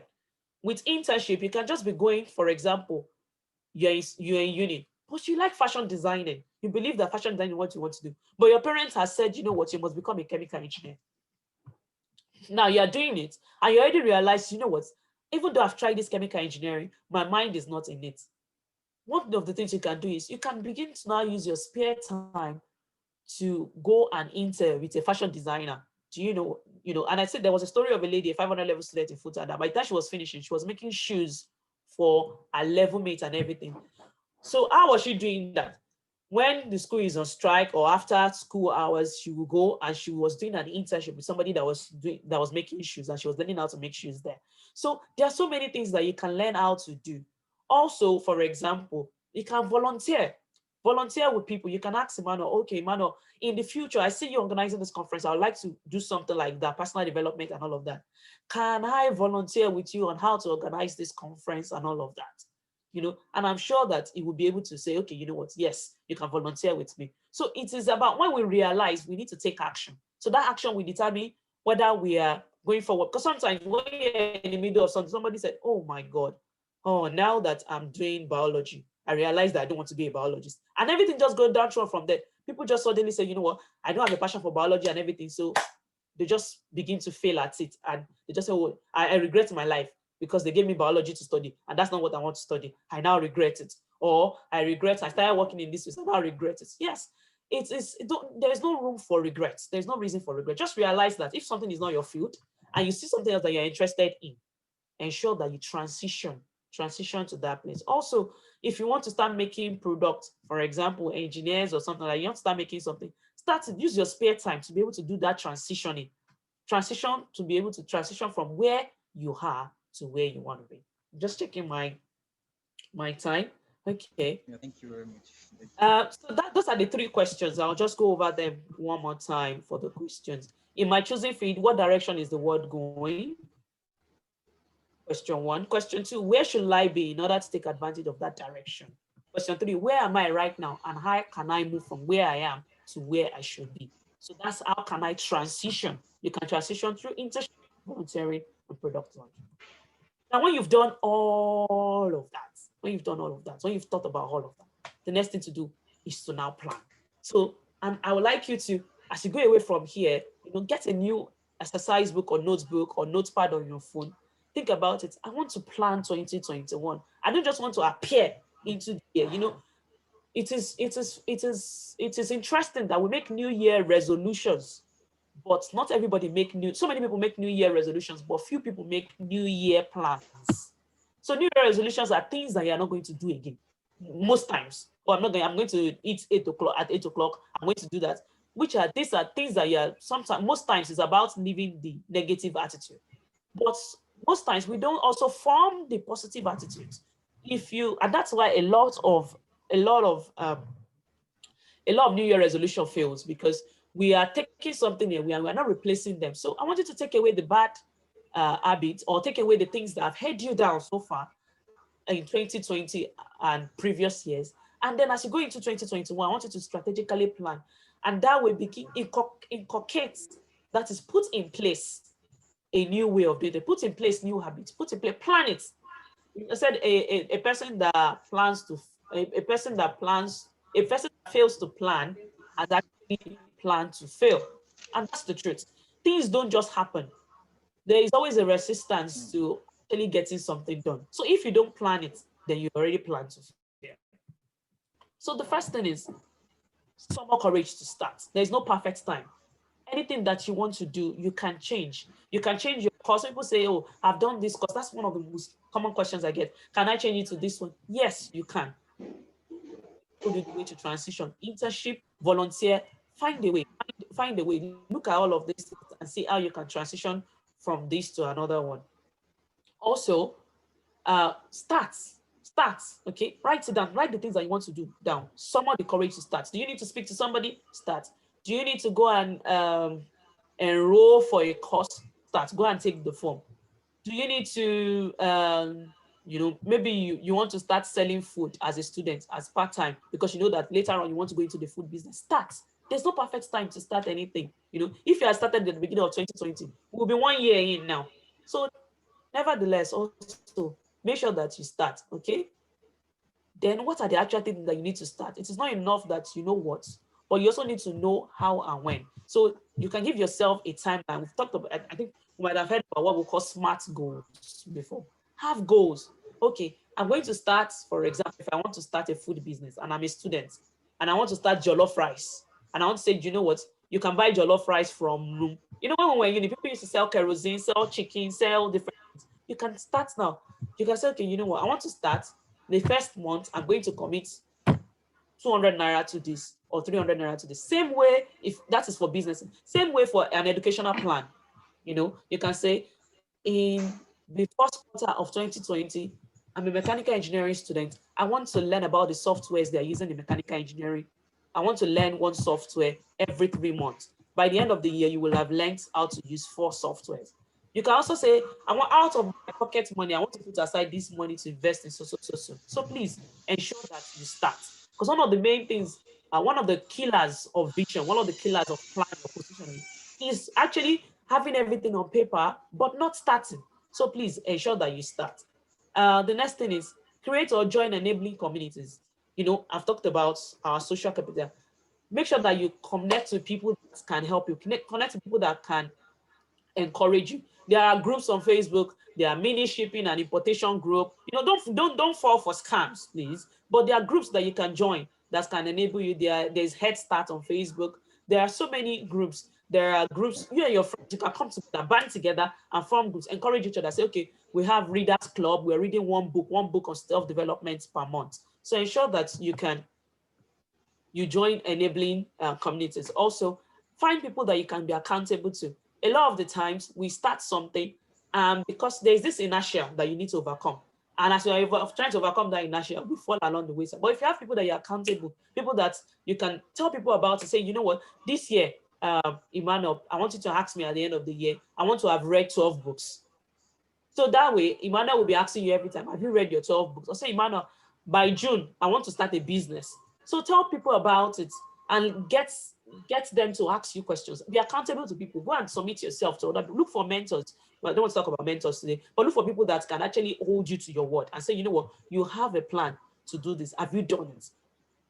And then the last thing I wanted to say is have a daily plan to achieve success. So many times we've thought about big things and everything. We have the big picture, but we don't have a daily plan to achieve it. So always have a daily plan. You have there is an app on most Android phones called Notepad. You can, on that app, put your to-do list. This is what I'm going to do every day to achieve my plan and purpose. I'm going to, for example, if you're a student, you can say, I'm going to go to lecture. When I'm coming back, I'm going to stay 1 hour in the library. I'm going to look for a quiet place to learn this. Or when I'm on my phone, I'm going to spend 10 minutes on Facebook and the rest 40 minutes to read about my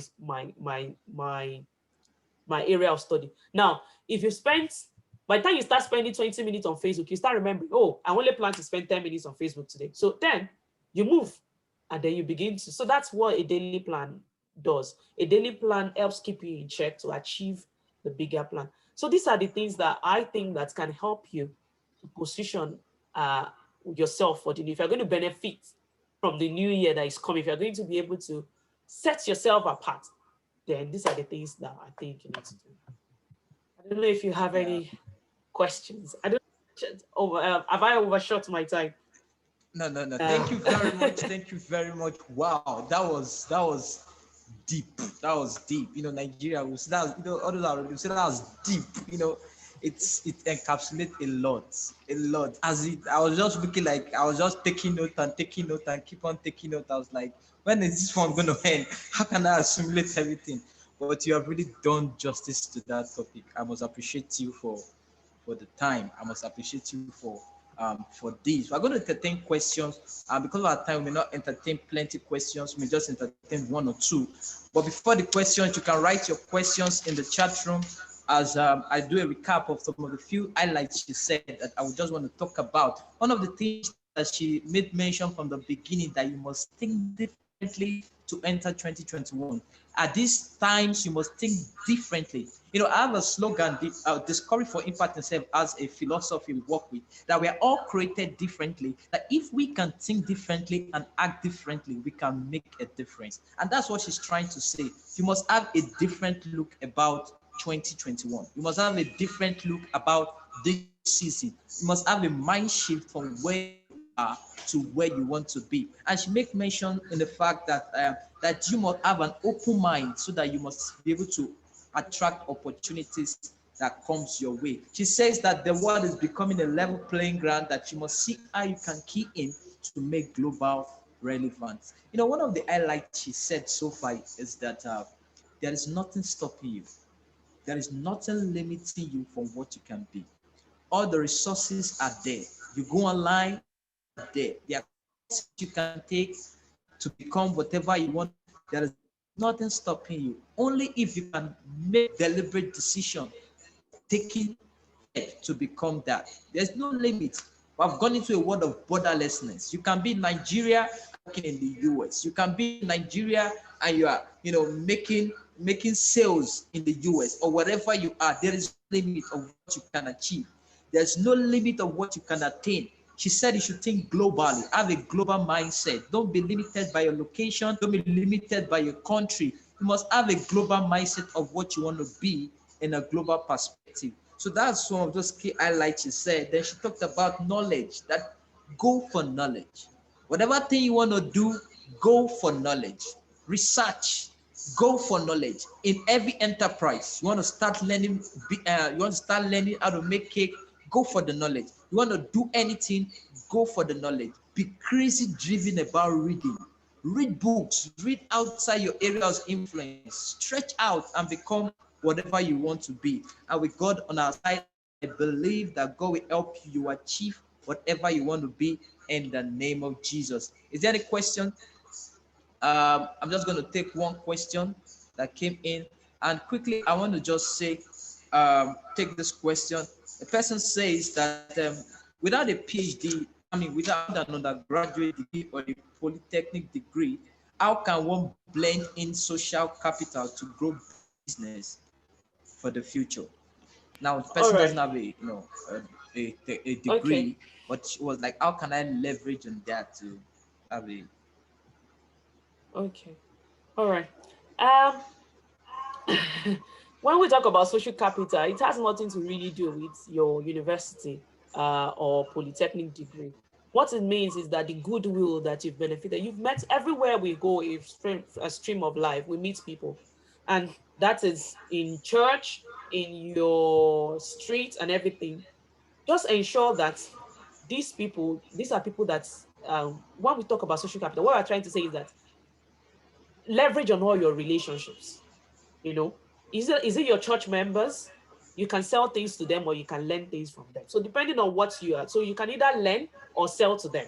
So if you're learning, like I said, social capital, when your uncles come to the village for Christmas, or maybe they come, you see them or something, ensure that everybody that you see that you're learning, because a lot of times when we talk about learning, let me break it into two: learning and entrepreneurship. So for social capital for learning, you can learn from anybody, but what your social capital helps you to do is that it helps you to come from that platform of relationship to be able to learn from them. So you're saying, for example, if you see somebody that is doing something nice and you want to learn about it, talk to them and they will be able to actually say, okay, you know what? Oh, come and learn from me. Or you can say to them, I've seen you do so. Can you tell me 5 ways in which I can also do it? So that way it gives you hint. But a lot of the time, when we see our friends doing things or something like that, we don't see it because they are our friends. We just see it as they are our friends. We don't take it as something serious that we can learn from. So you can learn from anywhere. For entrepreneurs in the house, you can sell to anybody. Tell people, okay, people in church. There was a story of a woman that she started selling moi moi. She's global now. She first started selling to her church members. So anybody can build a social capital. Just ensure that you treat people right, like the first speaker has said. Treat people right, and when you treat people right, you begin to build relationship. Make sure that you don't take any relationship for granted. And when you need anything from that relationship, look at them. For example, somebody said, "Where will I get my first customers to buy something from me?" Oh, your Facebook friends, your church friends, your people on your streets, people that you play together. Tell them about it. Tell your friends to tell their aunties to come and sew their clothes with you. These are how to get customers. And if you're somebody you're learning, you want to learn from someone, you want to learn about something, go to people that are doing it, or you can know somebody. I wanted to learn web design when I was in uni, and I didn't know the person that I had to tell somebody, please, I want to learn this from this person, and I could use that person's relationship. Are you seeing now? So everything is not about money. Sometimes it's about just being able to leverage on them. I wanted to write a personal statement to one of the best. I'm going to give an example. One of the best universities in the world one time. Massachusetts Institute of Technology. Don't let me bite my tongue. MIT. And I didn't know anybody there. And I wanted to write this personal statement, and I needed somebody to guide me. And so I started telling people, oh, I need to write a personal statement to MIT. And I've heard that it's very difficult. And I know that they only take first class people, and I did not have first class. So I started saying that. And believe you me, somebody knew somebody that was there. And so they spoke to the tell her to contact me. And so even though I didn't know this very brilliant first class guy that was in MIT, because I spoke about it, told my friends about it, somebody was able to help me get somebody that was there. And this guy actually tutored me, even when I couldn't pay the application fee, because then I didn't know how to pay in dollars or anything. He offered to pay it for me. Do you get? So these are things that social capital can do for you. So he actually paid for the application fee on my behalf. But I didn't know him. But the only reason why he was doing it for me was because he knew my friend. Do you see? So social capital is about using what you have to get what you want. A lot of us, we know how to make friends. We know how to do different things, but we don't leverage on it when we need it for our own personal development. We tend to just disregard it. But no, you should also be using everything that you have, everything around you, your friends, your circle in church, your choir members, or your ushers, your fellow ushers. Tell them, oh, I'm doing fashion designing and I need you to tell your friends, I'm going to give you discounts or something like that. So just use what you have to actually get what you want. Everything is not about Yeah. money. I know these days people tell you are doing something, go and do Facebook ad. Facebook ad is good, but when you don't have money for Facebook ad, what do? Do you just keep silent and not do anything? No, you need to actually use what you have to get what you want. Yeah, thank you very much. That was the thought of it. She had really nailed that. Do whatever it takes to get whatever you want. Don't be limited by the education, curriculum. Read books. There are things out there that are already written in books. People like Elon Musk, they were voracious reader, and that's why they are doing great things today. So thank you very much. I want us to do something to appreciate Tolulope. Okay, it is, and on the chat room, just say thank you very much. Just say I. Just say thank you very much. Just do something to show your excitement, because Thank you, everyone. this is deep. We cannot just consume everything today. We have to go back and review all these things. I just hope the slide will be made available for. I don't know if the slide will be made available for them. case they want to go across. Yeah, that's fine. Yes, yes, Okay, yes. yeah, thank you very much. So she has given us permission to share the slide. So we'll be sharing the slide across to you after the program. So thank you very much once again. It's indeed a privilege. Thank God for this new COVID-19, the new normal that we could reach you from the US. Like you said, it will be difficult. Maybe the flight ticket and the logistic and everything, but it has made the world a smaller world that we can reach out at different parts of the country. Thank you very much. I want to say thank you once again for the opportunity. Thank you very Thank you much. so much. It's my pleasure. I really appreciate the opportunity to be able to share. Thank you. Yeah, thank you very much. And for our last session, we have Professor Lafe in the house. See, one of the things I will advise you now, see, you can do someone a favor and share the link to someone to come and join this section. I can assure you that the person will appreciate you for doing that. Because this section that we're going to take is going to climb out everything. And the person we have on board, it's a privilege we are having him to come and speak to us at this time. So prepare everything it takes. If it's to get a jotter, if it's to get a notepad, because you are going to be informed. Some of the new technologies you've not heard of is going to tell you some of the things that you've never heard of. These are not because I'm trying to hype him. I've known him for a couple of years, and there's a time while I was in Nigeria, I always loved to go and sit down with him because every time I go there, I get something new. So I want you to get set for this next section. It's going to be um, very impactful, and I can assure you that. And the hashtag once again is Be Exceptional Conference 2020, and the other hashtag is Mindshift. So you can share your thoughts on the social media platform, tell them about the conference. You can share it on your various links, tell them about the Be Exceptional Conference that is going on presently now. And we're going to our last section where we've spent our time, but quickly, before it comes up, we're going to have a short citation about him. Okay. He is a native of Ondo Town in Ondo State, Nigeria. He is an internationally recognized engineer and has held professorship positions in a number of universities in the world. Professor Lafe is an experienced chief executive officer, a teacher, inventor, and great entrepreneur with a demonstrated history of working in the clean energy and IT industry. Professor Lafe had his bachelor's degree in civil engineering in the year 1974, and in 1977 he backed a graduate degree in computational hydraulics from the Delft International Institute of Hydraulics and Environmental Engineering. He received his PhD in computational hydraulics from the Cornell University in 1981.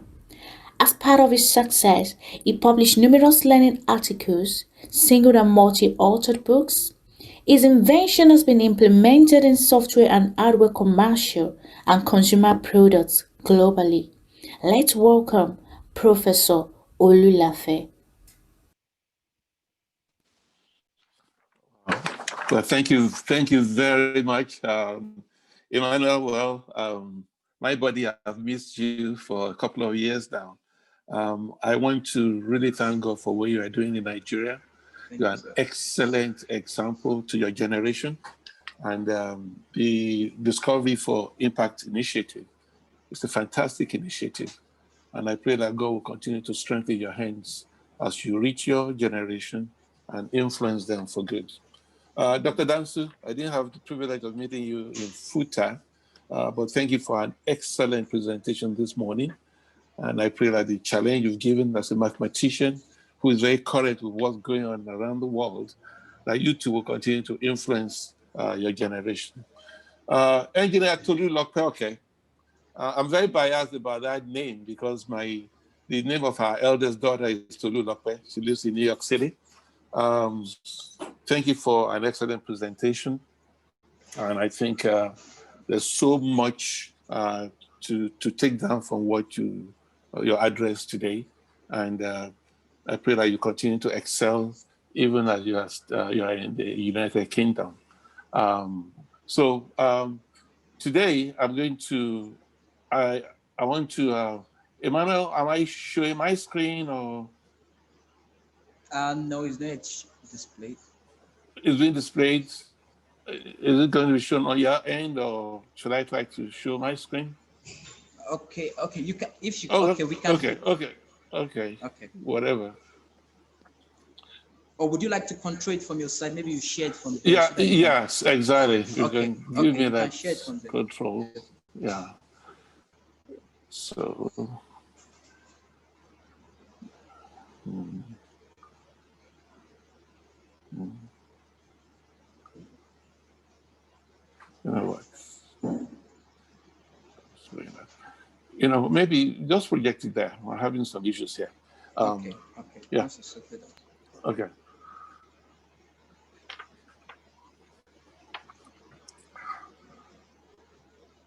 All right. So, repositioning. We're talking about mind shift and reposition for new normal. One of the things I'd like to, next slide, please. Yeah. One of the things I want to start off with is actually, we're talking about mind and mind shift. The definition of mind, the mind, the element of a person that enables them to be aware of the world, you know, a person's intellect, a person's attention. So when you talk about mind shift, you are shifting that mind. You are having next slide, please. You're taking what is that the essence of your intellect, and you are moving, you are redirecting it. You know, there is an adage by the United Negro Fund. They call a mind is a terrible thing to waste, and your mind is so critical. When I see all the challenges we have in sub-Saharan Africa, including Nigeria, a lot of the problem starts from our mind, because we're not thinking correctly, we're not processing things correctly, and all that. And when you have things together from your mind, because that's your processing center. That is the thing that influences your conduct, your perception, your reading of the world, and things like that. You know, whatever position you are in, whether you're in leadership, whatever, the way your mind operates controls so much of what it is that you're able to do. So your mind, that attention, that core of that processing center is extremely important. And then we also talk about normal. You know, you're totally going to the normal. When you talk about normal, it's status quo, the way things are, the existing state of affairs, the way things have always been, conventional wisdom. People will say things like, "This is the way it is done." You know, you go to meetings in places and you throw an idea out, and people will say, "We don't do it that way. This is the way it has always been done." You know, and people are not ready to move from their normal. And one of the things we talk about in this topic is a new normal. You need to move away from what has been and go into what is new. You know, move away. The new normal, you change from the status quo. It's a new thinking on how things are done. You challenge stereotypical thinking. We don't do that. I remember when I was in Futa, we were building the net zero energy building, and we had dimensioned the doors to be much bigger than what people are used to. And a lot of people came to me and said, "Sir, this is not the dimension of a door." I said, "Why? Who told you that a door must have a standard size?" It depends on what it is that you want to achieve. You know, you have to confront conventional wisdom in your thinking, in the new normal. So before I go into what I believe we need to do, I just want to give a few examples of people who had a radical mind shift and created a new normal. The first person is Syed bin Sultan. Many of you might not know that name, but Nigerians who love to vacation in Dubai, That is the man who conceived the United Arab Emirates and what Dubai is today. And I have a picture there in the slide. In the 1950s and 1960s, United Arab Emirates and Dubai, they were just like villages. They're like Owena village. That's what it is, really. Wallarunduro, those of you who know Akure very well, that's the way UAE was. And he had an idea, and he's considered the father of the nation. He had an idea. He was the United Arab Emirates' first president. He held that position for 33 years because he had ideas. The problem is not the longevity of your term. The problem is, what are you doing? Whether you have 1 year as a president, or 4 years, or 8 years, or 30 years, what are you doing with that? Are you able to transform your society with your mind, with some of things you have in your mind? So this guy was president of UAE for 33 years. And of course, when you see where UAE is now, their population is just a little bit less than 10 million. Actually, about 1.4 million people are Emirati citizens. The bulk of the workers there are expatriates. So you don't even need to have population to be able to make a difference. If you have the right idea, you're going to attract people. The people are going to come from all over the world. They're going to come and help you build what your mind has conceived. The land area of the United Arab Emirates is about 83,600 square kilometers. The land area of Nigeria is just a little bit shy of 1 million square kilometers. United Arab Emirates, their GDP is about 433 billion US dollars.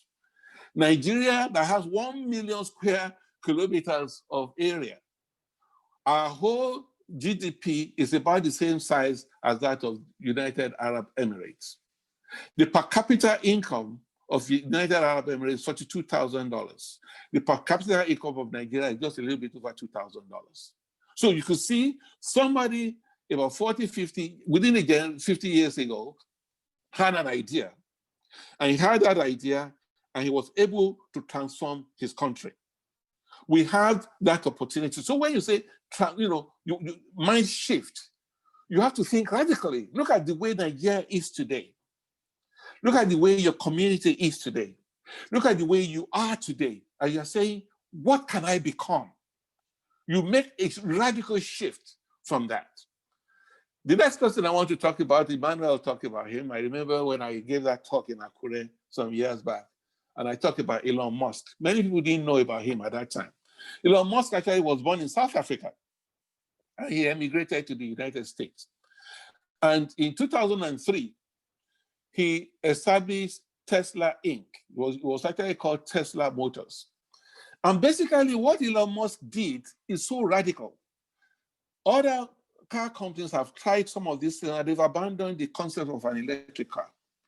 Elon Musk took your basic battery, the same battery that is put together to power your laptop, and he decided to power a car with it.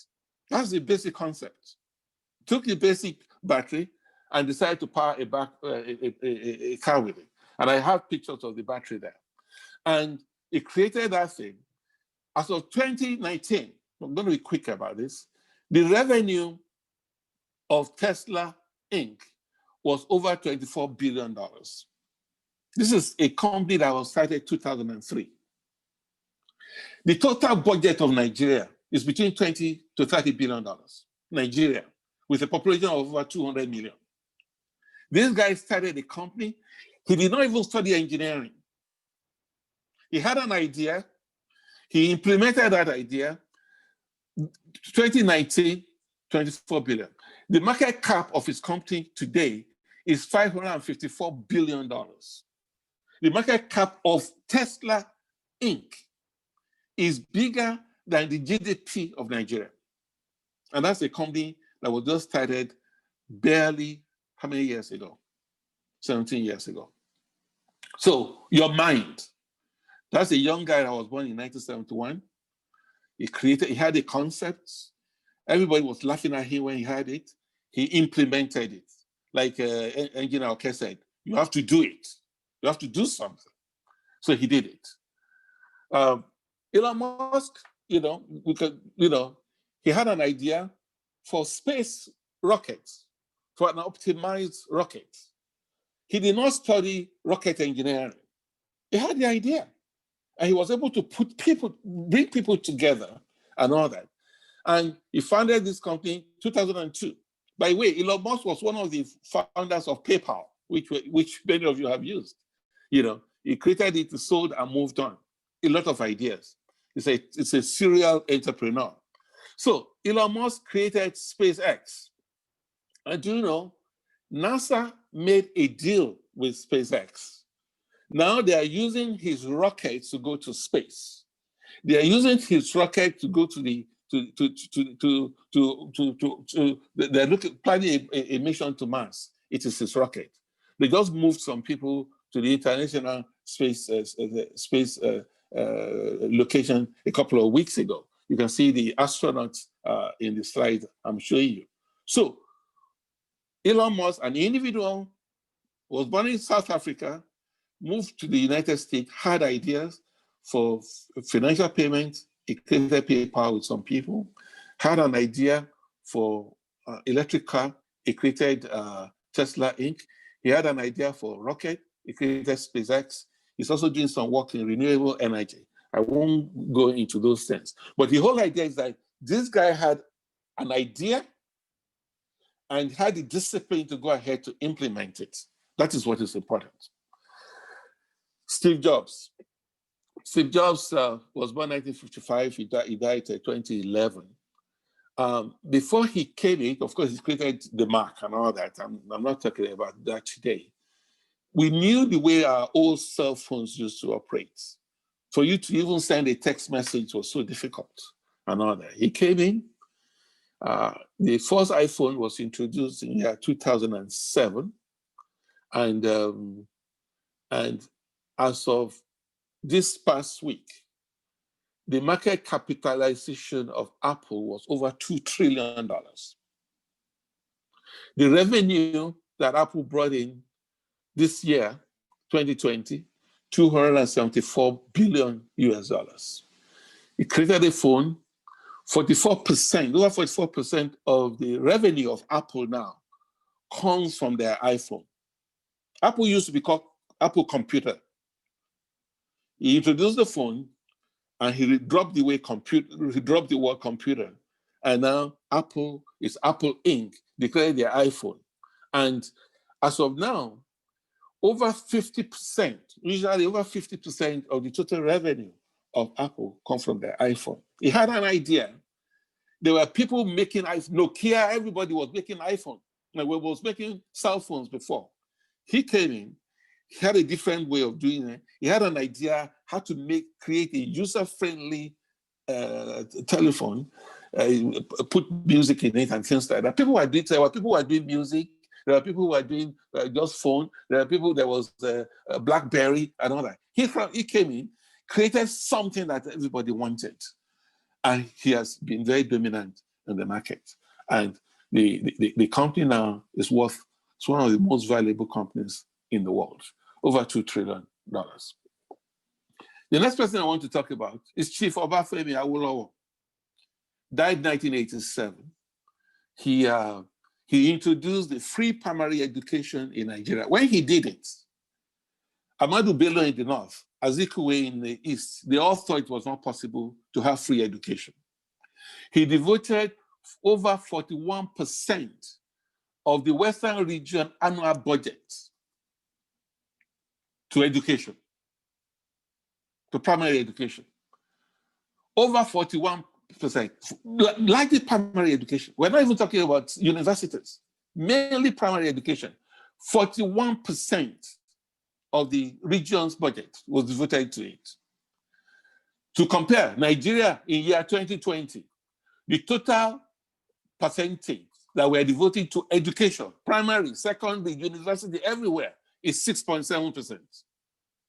Awolowo devoted 41.2% in 1958, 1959 of the region's education. People said, you're going to bankrupt the region. I said, no, I need to train the minds of my people. Today, I have a PhD. I went to some of the top. I went to an Ivy League here in the United States and all that.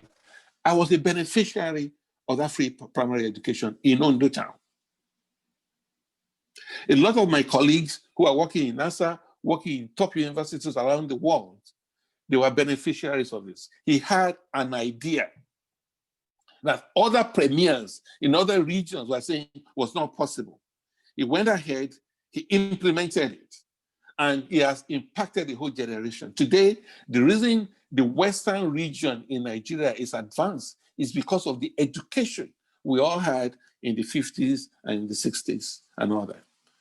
He had that foundation for us.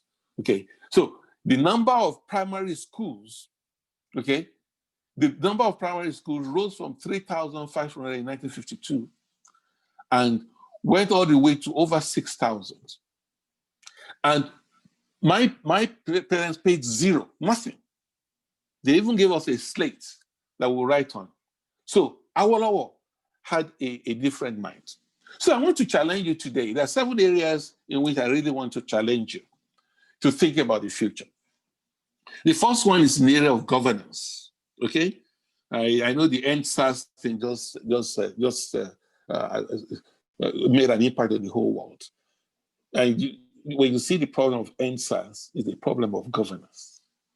We're not just being governed properly in the country. There's something askew, wrong in the way we're doing things. Second one is power. If you don't solve that power problem in Nigeria, we're not going anywhere. Housing, transportation. The process of moving from one point to another in Nigeria is terrible. It's horrible. There should be a solution to it. If you don't solve that problem, you're not going anywhere. Education, agriculture, industrialization. Those are the 7 areas I want to quickly go through and all that. In the area of governance, I wrote a book, actually while I was in Ondo, as I saw how things were going. I called it Abule centrism, from Abule. You know, the Yorubas have a proverb like, if you don't solve the problem in your home, you cannot solve problems in larger society. You know, the Bible says that a bishop must have mastery over their home. You must have rulership over your own home. So governance, there's no point trying to do things in Abuja if things are not right in your local government area. So Abule centrism is a concept of developing the society by catalyzing it from the local community. And actually, incidentally, I have a link there. There's a new idea that came up because of COVID-19. Suddenly, people are staying home.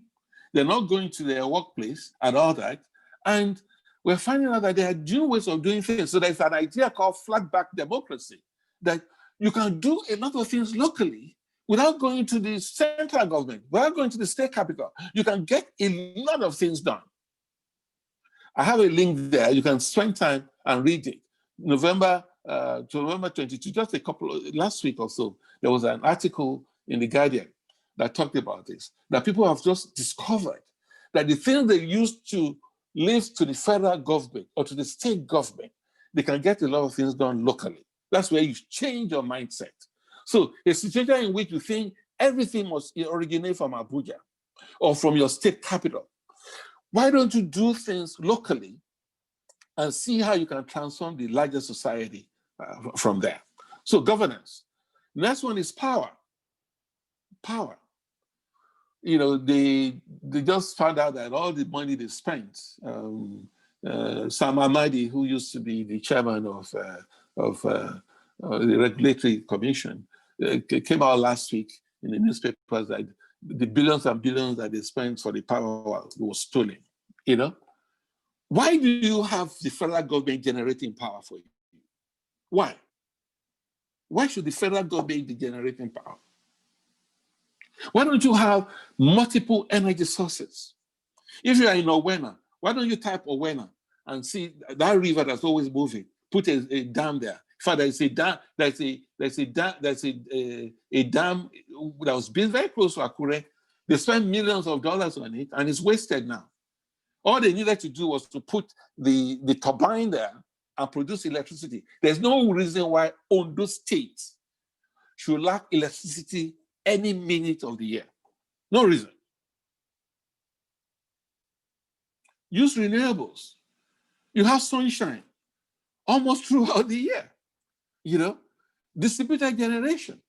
Why are you trying to supply electricity to Ondo for Kainji?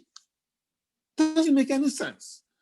Local energy storage, store what you are generating. Develop local capacity, train local people to know how to operate, train them to know how to build them, train them to know how to maintain them. Those are the things you need for power. I'm going to move on. Housing. As of today, Nigeria needs 20 million new housing units. 20 million. Instead of seeing it as a problem, you can see it as a solution. There's no reason why you should look at it as a problem. You need 20 million housing units. If you integrate 1 kilowatt power of solar plus storage in every housing unit, if you say, okay, we're going to have a decision, let's not solve all these other problems. Let's try to solve our housing problem. Let's recruit Emmanuel Adesalu and all his contemporaries to design new housing for us. 20 million, we're going to commit to the whole country. We're going to bring private enterprise in and all that. And every new housing that we design, we're going to put in 1 kilowatt of solar power and storage. If you do that, you generate 200,000 megawatts of electricity. So if you try to solve the housing problem, you solve the power problem. If you solve the power problem, I'm going to talk about it, you also solve the transportation problem, because the future of transportation is electric transportation. So if you have power, if you have housing and you integrate power into it, you solve power problem. You solve the power problem, you solve the transportation problem. That is the way you have to. That's the way you have to shift your mind. You cannot say this is the way it's always been done. We must always have combustion engine and buy petrol. You don't have to buy petrol. Why do you need to buy petrol? You know, there are parts of the Elon Musk car now. You don't need petrol. You just charge it. So if you have electricity in your house, you can drive. Some of the ranges of these cars are over 400, 500 miles. Some of the cars coming into market, you know. So you can use intelligent design. I think I spent a lot of time with Emmanuel when we were building the net zero energy building in Futa. You can build a house where you don't need to connect to PHCN. You think about it. You can build a house where you don't need active air conditioning, because you use the materials that are available around you to build a home that naturally cools itself. So a lot of opportunities for us there. Transportation. I was saying the future is electric transportation. I remember somebody was passing a bill in Senate in Nigeria, and he was one of the senators was trying to encourage electric transportation. His contemporaries opposed him. They said, if electric transportation should succeed, we will not be selling our crude oil. What type of thinking is that? Very foolish thinking. Saudi Arabia, United Arab Emirates, all your OPEC people, they are moving into electric something because they know you can use your crude oil for other things, plastics and things like that. You know, burning your crude oil for combustion, that's not the only way to have transportation. You know, electric mobility, change your mind, change your thinking. All your Okadas, why should they be polluting the whole city? Why don't you have electric bikes and all that to ride on them? So think differently, shift your mind, you know, the way you are thinking. Education. You know, I think we've talked, the universities I understand have been on strike, ASU and all that. The reason you have those problems is because the government is the one that owns your universities. That's the problem. You don't see Afe Babalola going on strike like that. You don't. Why should you centralize education? Why should you? Why should the federal government be owning the universities? You can provide funding for universities without owning them. In the United States, you write research proposals, you create departments, you do programs, and the federal government will invest money in the university, but they don't own the university. So you're not going to have some union coming in and paralyzing you. Why can't you make the unions part of the people running the university so that they have a vested interest in it? Why do you make sure that their income, their salary will come from what the university produces? If you do that, you will find out that there will be no more strikes, and you will take care of the workers. You take care of the workers. You will not be waiting for Abuja to do another something for you. So education, empower local educational institutions. I went to a private school in Ondo, St. Joseph's College. It was started by we had teachers coming from Canada and all that to teach us at that time. And they gave a solid platform. And then the government will come in and take over many of those things, and they made a mess of it.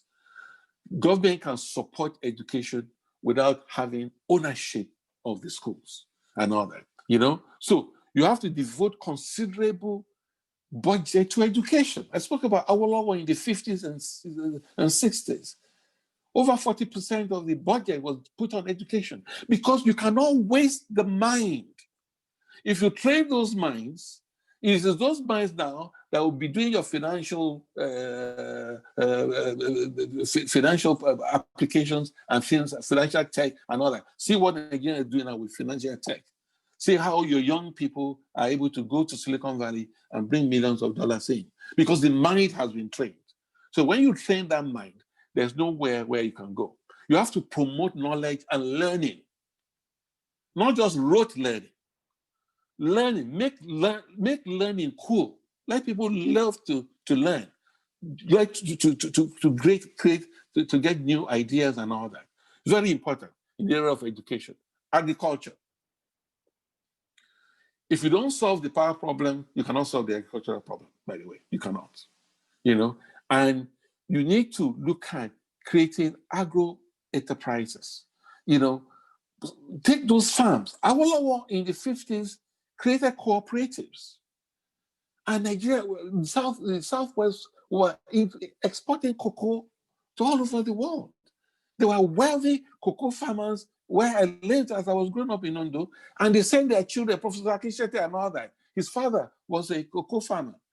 And they sent their children abroad to study engineering and medicine and all that from cocoa. So if you solve the agric problem, you solve a lot of problems. You solve a lot of societal problems. All the inequities in the society, you solve those problems. And there are ideas where you rethink agriculture. Why are we doing agriculture the way we're doing them? Where are we? We have to challenge that. If you have a school of agriculture and all that, you have to challenge, you have to have new ways by which certain things are done. And there are some things Emmanuel will share this thing with you. There's some ideas I have, even in the book Abulocentrism, as to how agriculture can be done. Industrialization. Develop regional industrial parks. When I came to Nigeria about 12 years ago, the idea was to build a technology village, and we were trying to do that, but the things that go on in Nigeria. Train local workforce. Allow private industry to operate the sector. The government should not be operating industries. That is not what government is for. The government is a referee. When you have a referee in a football, the referee is not playing football. It's just a referee. It's to make sure that things are played, the game is played according to the rules. Allow private industries to operate. Don't go in there and nationalize things and you make a mess of it. It becomes NEPA, PACA. We saw what became of those things, So create friendly environment for operations. As soon as you set up a company in Nigeria, they are sending people from the local government, from the state government, from the federal government to come and close the place because of taxes. They want to tax you to death. They're not creating an environment that will allow that industry to grow. You shouldn't just have one Dangote. You should have 1,000 Dangotes. You should have it. Don't create monopolies. The government should not be there and be playing favoritism. You should create an environment that will allow people to do their enterprise, whether it's small, medium, or large. Create it, make it friendly. I remember when I had some ideas in the US, And as soon as the US government knew I had that idea, they would send people my way to come and encourage me.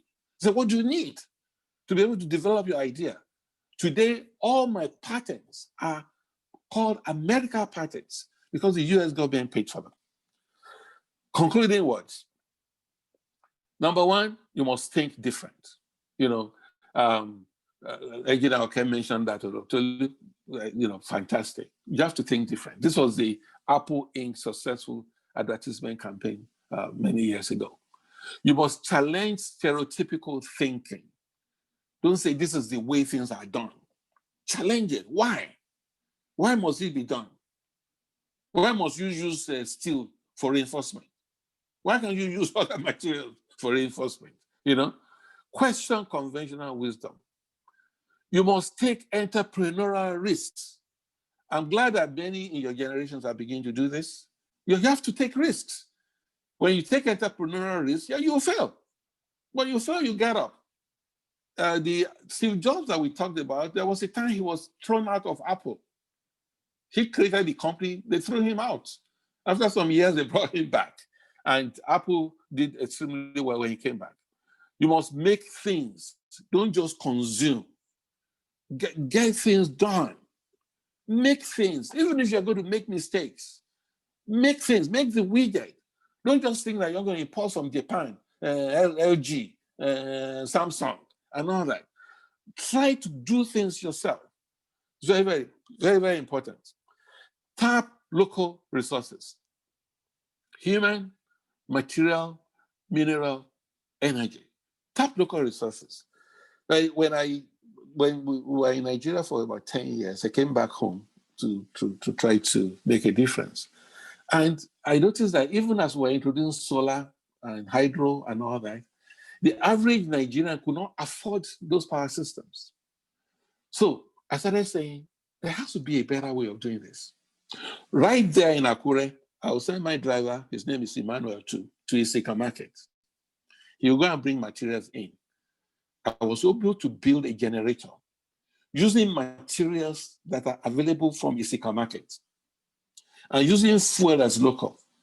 Today, we're hoping to commercialize our product. A lot of American investors have noticed it. Aerospace companies in the US have noticed that concept. And we are hoping by God's grace next year, we are introducing an ultra low cost generator that you can fuel locally. You can get the fuel. You don't need petrol for it. It's the type of things you are throwing away that will be the fuel for it. And the market women, the farmer, they become part of the energy sector. Okay? So that is thinking different. That concept came because of perceived need in Nigeria. And that today we are believing God, come 2021, we will introduce a generator in sub-Saharan Africa, in Nigeria. There's a lot of interest in India now, where that generator is affordable. And for 24 hours of the day, throughout the year, you have electricity. And that concept came from Akure, came from things that you are throwing away on near your store there or that road and all that. Materials, when the patterns come out, you'll be surprised that these are things that are common. We're building the generators from it. And now people are looking at how can they even build an electric car from this, things like that. That concept came from Akure there because of a perceived need. You hear me? Now, I want to say something. Emmanuel and Egina, okay? You know, you talk about paper and pencil. Huh? You talk about paper and pencil, right? Let me tell you about paper. Let me tell you about paper and pencil. The generator we built, a key component of it is paper because it's being used as a membrane. Okay? Are you hearing me? Yes, sir. Are you hearing me? The paper you are saying that paper and pencil, that paper is now part, it's an integral part. I'm not going to spill my secret to you, but it's an integral part of the generator we are building that is going to be introduced worldwide next year. Paper, the paper you see, paper is very important because it's a cellulose membrane and it performs a certain duty in the electrochemical cell that we are building. Then you talk about pencil. Let me talk to you about pencil a little bit, okay? About pencil. Pencil has graphite in it. Are you hearing me? Yes. Graphite.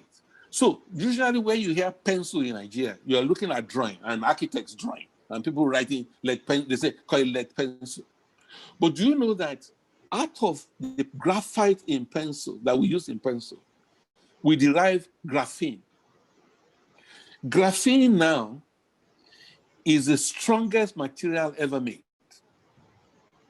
Graphene is 1 atom thick, okay? Graphene is 100 times stronger than steel and 100 times lighter than steel. Graphene. Are you hearing me? Yes. Graphene now can be used in building, okay? And graphene is also an integral part of batteries. In fact, the generator we are building, a good part of it is carbon, which is derived from graphite. Are you hearing me? We get Yes, graphite from it, okay? And all that. So even though you look at paper and pencil, I say, we are now using card and all that. But there are other uses of paper and pencil. There are multi-million-dollar, multi-billion-dollar businesses that run on paper and pencil, okay? So you have graphite. Graphite can be used, like I said, you can get graphene from it. You can create material that can replace steel, you have carbon nanochips and things like that, and then you can have batteries. There are batteries now that need those graphite. There are computer chips, I'm going to be sharing a link with you guys, which you can go into. One of the leading workers in the area of graphene today is actually Professor Deji Akinwande, who was educated in Idoani in Ondo State. He went to Federal Government College, Idoani.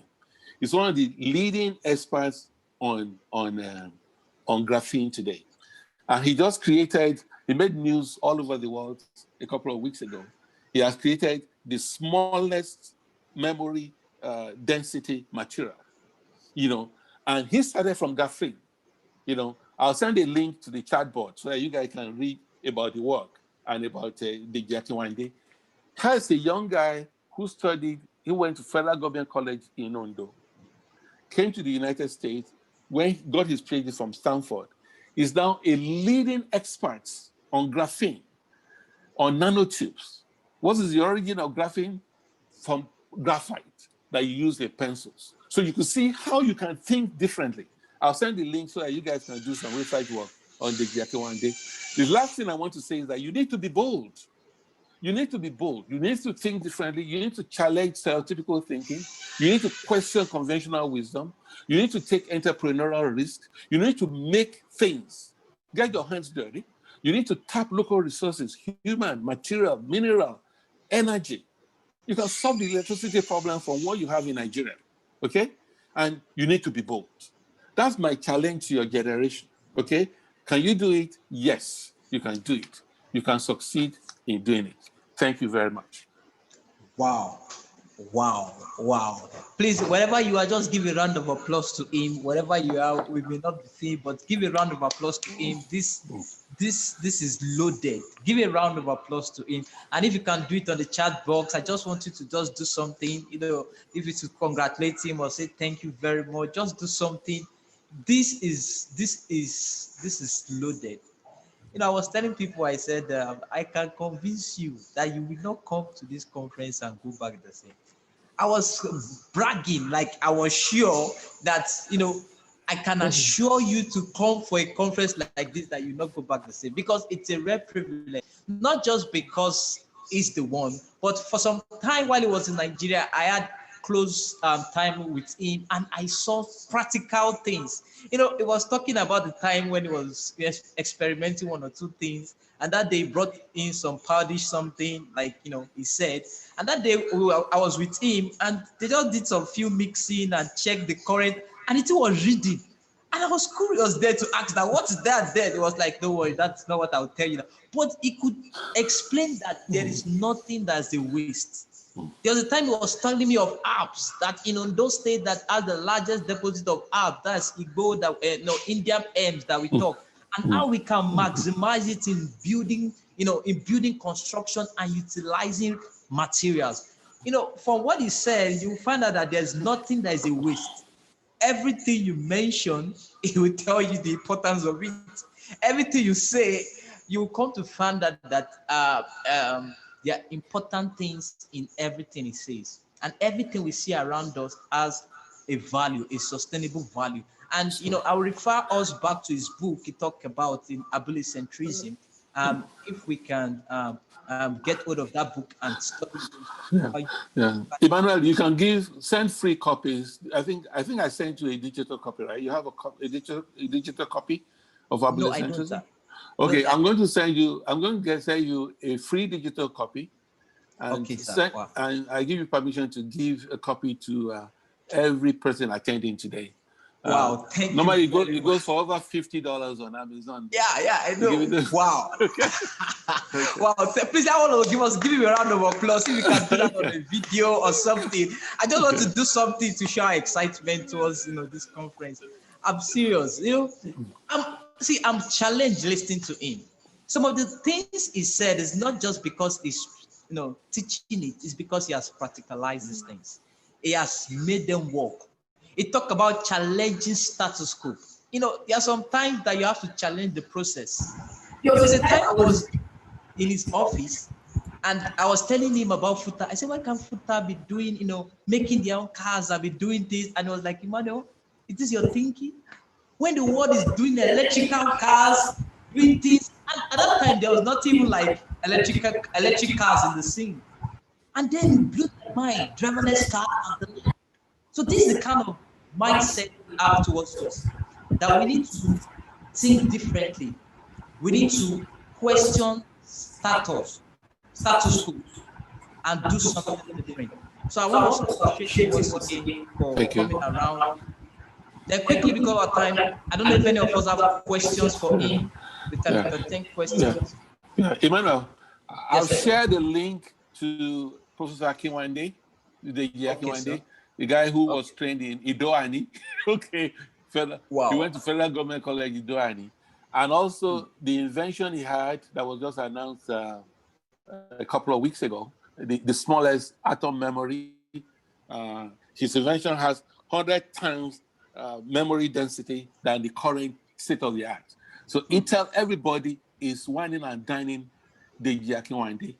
When he first came to the US, he stayed in my house. Okay, so he's now is high demand all over the world. He started from Ondo State. Okay, he started from Ondo State. He's creating materials. He started from graphene that was derived from graphite that is in your lead pencil that you used to do architectural drawing. Okay, people are building batteries from it now. People are making materials that are used for some of the new aeroplanes now. They're made from graphene, from carbon nanotubes, because they are stronger than steel, they're stronger than aluminum. So you have to think in a different way. Don't just think that this is the way things have always been. Okay? Very important. Wow, thank you very much. If you have questions that you want to ask, you can signify by the raise of hand. Maybe just raise your hand in the chat room so that we can give you the opportunity to ask your question. Or if you want to write it in the chat room, you can write your question there so that we can read out the question from him to answer. It's indeed a very, very loaded conference. I believe we all have been blessed in one way or the other. Sometimes it's not just about, there's a transformation by the knowledge you get. The first thing that will move you from your comfort zone is the knowledge that moves you. So once you can get those knowledge and you can work on those knowledge, it's just a matter of time. You'll be celebrated. The one uniqueness about all the things you have been saying, you see numbers of Nigerians who have left Nigerians that are doing great things. There's a time you told me about Professor Ogunaike when he moved to Futa to give a lecture. And he's also doing great things. So you come to find that your location is not a limiting factor. The fact that you're in Nigeria should not limit you from what you can achieve. Now, see what he's saying. Today we are celebrating him here. Tomorrow, by the time they have reached the invention of the generator and the like, you'll be saying, I don't even have him so well. But this is a privilege we have him around in our midst, and we're so grateful for that. Thank you, Please, Manu. we want to entertain question. There's someone that raised up his hand. Okay, Victor, you can go ahead with your question. Okay, thank you so much for this wonderful opportunity. I hope we can all hear me. Yes, we Yes. can hear you. Okay, yeah. I want to ask a very important question. The process of taking ideas, innovations, inventions into reality, like implementation. Now, so far, so good. I believe a lot of inventions has come out through you, sir. I've had a lot of packaged ideas within me. Some have started up and all that, especially in the technological world. Take, for instance, I brought about some innovations of how to make a laptop case, in which I thought sweet-wise that could be a protective system for all laptops that we have. But where to reach out to the investors to put the stuff into so that they can make it commercial is what I don't know. And again, mind, I'm skeptical about, okay, who will not steal this idea, who will steal this idea, that kind of mindset. So how do you bring your ideas into implementation? Of course, I've begun to see something similar as that kind of idea, but of course, it's something that I feel has not really come into a kind of global world so that everybody can see, and it's nothing that could not be replicated. Thank you, sir. Okay, so fantastic. You know, there's you have to do. You see, you can stay in your cubicle for years and have ideas until you put something down and build something from it. If it's software, writing the piece of code. If it's a hardware, building something from it. You have to first start by building. Okay, that's number one. Number two, there must be a use case.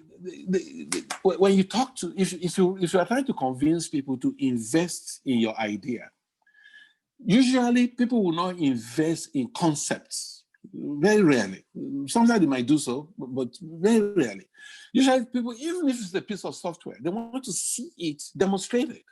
You know, you can talk about how Zuckerberg and all that. He didn't even write the original Facebook app, but the idea was that something was done, and they were trying it within the halls of residence in Harvard University. They meant it for something completely different, but people were using it, and so other people, including Mark Zuckerberg's contemporaries, could see this thing working. And some of the early investors were his contemporaries in the university that invested in it. So the first thing you must do is that if you have an idea, don't just say, I have this great idea and keep talking about it. Build something from it and see whether people around you can part with their money or they can put it to use and give you a feedback. Say, this is good. When I use this your bag, I make sure, nobody could break into my computer, blah, blah, blah. Build it, even if it's just 2 or 3 units. Build, give to people, demonstrate that idea, people have found it to be a workable idea, to be a usable idea. That's very important because that is what you are going to need. Do your abule centrism. Start from your abule around you, your neighborhood. Convince your friends, convince your contemporaries. Go to the town, try to convince people, try to see if they will buy into it. Go online, try to see if people are willing to pay describe your product. See if somebody would like to put something down on it for you. Make every effort to build it. Don't think that you have to go to China or Japan or Germany. Build something that you can build locally, okay? Once you can do that, one thing leads to the other one. Because once there is a need and there's an interest, there's a demonstrable market, usually the investment money will follow. Usually, it will follow. It might start from your friends and family, but then later, there will be other angel investors that will come in. Later, Silicon Valley or whatever will keep knocking it. But start small. Start small, Get money from your whatever, raise amount of money. Don't try to look for millions of dollars at the beginning. Just do something. Demonstrate that you can do something, and then you create an interest in it. Ask about protection. Once you are successful and all that, there are all sorts of ways by which you'll be able to protect yourself. By the way, one of the best ways to protect your idea is to be the first to market and to be so much ahead of everybody. There might be copycats coming in, but you can be so much ahead of them. Look at Google as a search engine. And we know what search engines are, But Google came in, they have a fantastic algorithm, they beat everybody to it, and everybody's playing catch up, So one of the best protection for your idea is to be so much ahead of it that your competitors cannot come in. And then once you have the resources, you can file patents, you can do copyright, you can do all sorts of things. You can hire some of the best lawyers that will protect your ideas for you. But the first thing is to start. I don't think that somebody has not given you 100 million naira that you cannot do it. No. Start. Part of the thinking is how to even start small. That's part of your thinking. If you say you want to build an all-electric car in Nigeria and all that, but you need $1 billion to do it, nobody will give it to you. But if you can put something together, even if it's a 2-passenger person, and you can go 500 meters, you've demonstrated something. You understand? So it's very important. Start, create a local environment where there's interest in your product, and that people are even willing to pay for it. And then from there, you're up to the races. Well, thank you very much. And Victor, hope that has been taken care of. Exactly, sir. Thank you so much. Of course, I'll really kickstart something over this December. Thank you very much, sir. Very good. Yeah. Keep it up. One of the things he said is that you must just do something. Like take the bold step to do something. Step out and do something. It's not about talking. It's about what have you brought to the table that you can say that you started. So it is a call for us that irrespective of the ideas we have, it can die there. But what are we doing deliberately towards achieving what we want to acquire? He also made mention is that as you take the step, the resources you need comes your way. Nobody see a good idea that would not want to invest money in it because it's also profitable for them. So as you take the step, you say all that you need, all the resources you need, it will gravitate your way. In fact, consciously, in fact, most people that you see that you celebrate today, they didn't have all the money when they started. They started with the little one they had, and as time goes on, they grow. So it was saying we should be intentional and deliberate about that. Anybody else have a question? Okay, let me check from the chat room. Okay, I don't think we have any question. Okay. Thank you very much. I don't know if you have anything to summarize. Well, mine is not. Sorry. Please, let's appreciate Dr. Kole in the house is online. I didn't even know he's there. Thank you. Please, let's appreciate. He's my father, he's my pastor. Thank you very much for being around. Thank you, sir. Please, over to you, sir.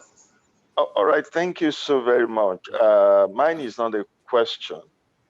It's a comment. Maybe, of course, Professor Lafe, who is my senior in secondary, I want to say one or two things about it. Well, you can see that St. Joseph's College Ondo has a book. Up SJC. Yes. Nobilitas. Nobilitas. Thank you, sir, for the very beautiful presentation. Well, I don't expect anything less. You've seen it all. From even we share also another common alumnus in Unilag. So we want to thank you so much for the excellent presentation. But one of the things that you said that really caught my attention is the issue of education. Universities, having worked in the university, so I know some of the things, and even now I'm getting even more involved. It's like I'm trying to take your place back in FUTA now. That's good. That's good. They are drafting me back to do one or two. That's good.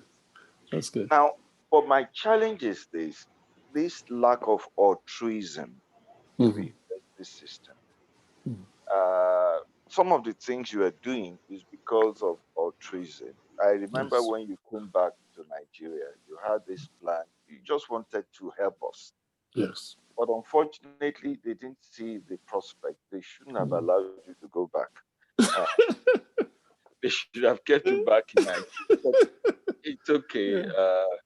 You always will belong to us. So, but you find that the average university lecturer is sees himself rather as what can they get from the system, That's true.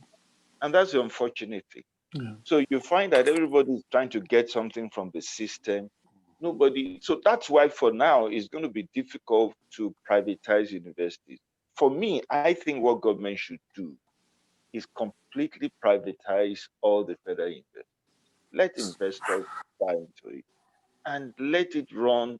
Government can have a share in it. Let it run. So all these ASU strike will stop, as you said, and then everybody will be on the playing ground. When I was in FUTA, when I came into FUTA in 1990, you could count the number of cars. There were very few professors. I mean, I'm not saying it to be derogatory. There were professors who didn't have cars.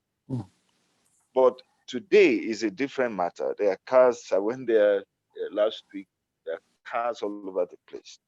So my question is this: if we are going to privatize the university or run it in such a way that it can become a place where, and if the universities are privatized, then you find that all these things you are talking about will be able to train adequate manpower, and it will train the manpower that will be able to fit into your concept of abulocentrism.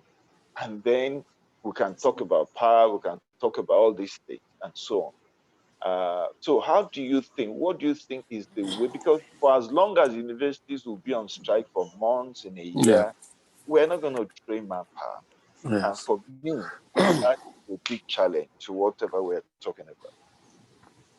Thank you, Dr. Akimbabwe. God bless you. I actually remember that before I left Akure, I remember you visited us and I was showing you some cells in my Well, I garage. have the patent. Maybe I will develop it before you bring it out. You showed me the secret. Yeah. The irony now, when you see the product now, is incredible. A concept that came out from Alagbaka.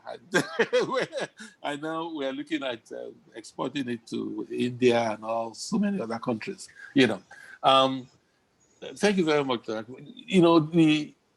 Awolowo gave us a great example of what should be done. It's a pity that a man like that, we are blessed to have him, but he was ahead of his time. I mean, if Awolowo had been in charge of the country, I don't believe Nigeria would be where it is today. The over-centralization of everything in Nigeria has bred corruption, has bred inefficiency.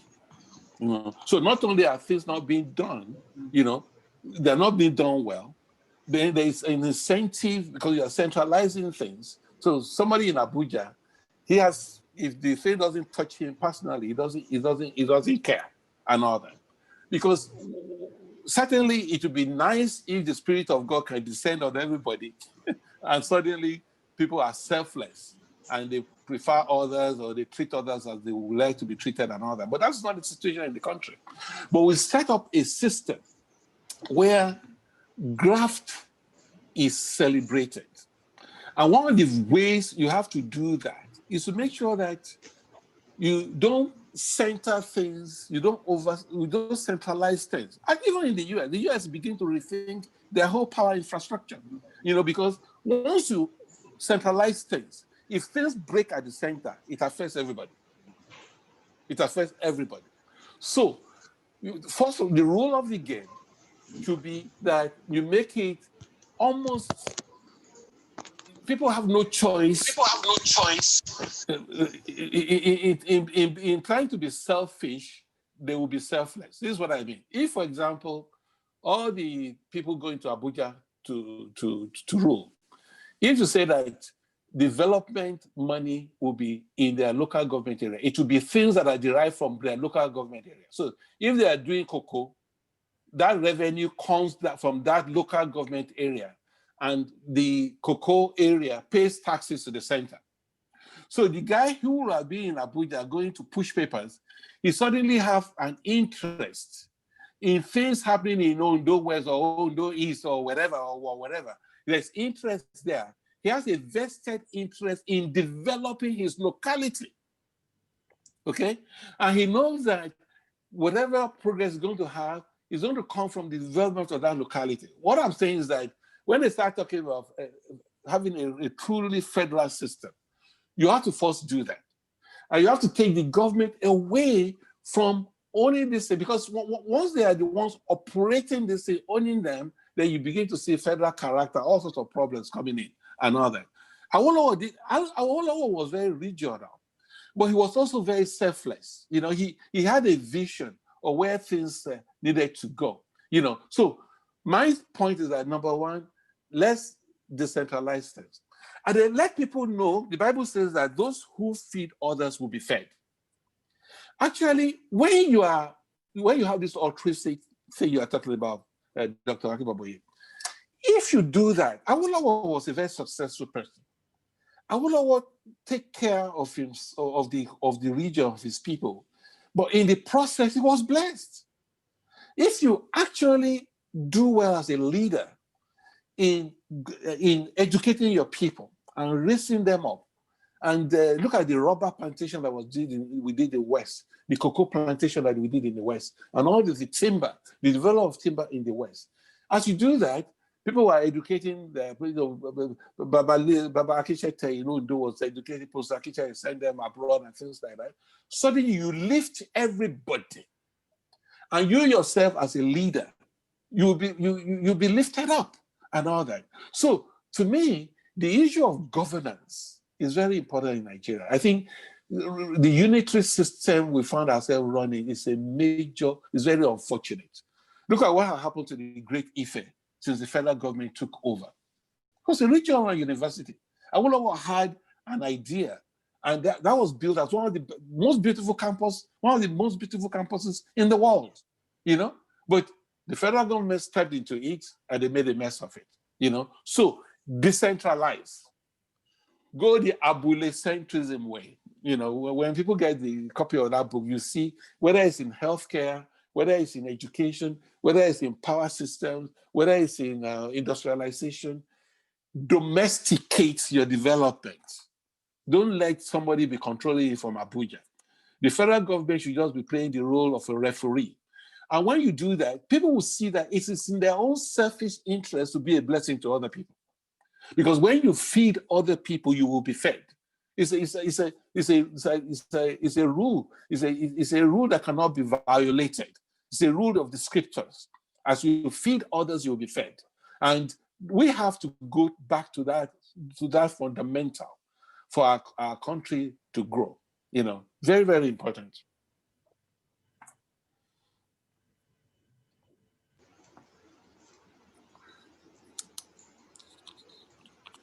Thank you very much, sir. Thank you so much, sir. Thank you. Like personally, this section is mind blowing, sir. I've learned a lot in this section. I've Thank you. learned that there is need for repositioning in the way we think. And also, we should be builders and not just consumers. We should take entrepreneurial skills and we should not be afraid of taking risks in our businesses. And the last Yes. thing that struck my mind was that we should be bold, that boldness to effect a change in the world. Mm-hmm. Thank you so much for this mind blowing section. Now, let's move to the next section. We have the quiz section now, and I will want everyone to participate in this quiz. So I want everyone to log in to slido.com. I shared that, slido.com, and put in the code 10206. I will share my screen now.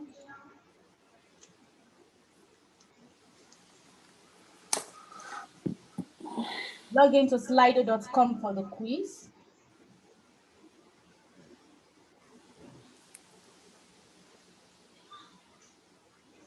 So let's get started. Slido.com. And I want you to put in the code 10206.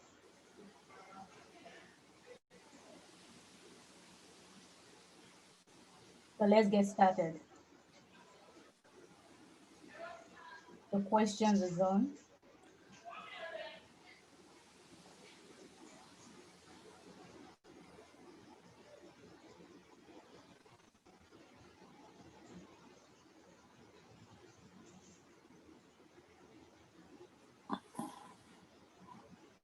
Wow.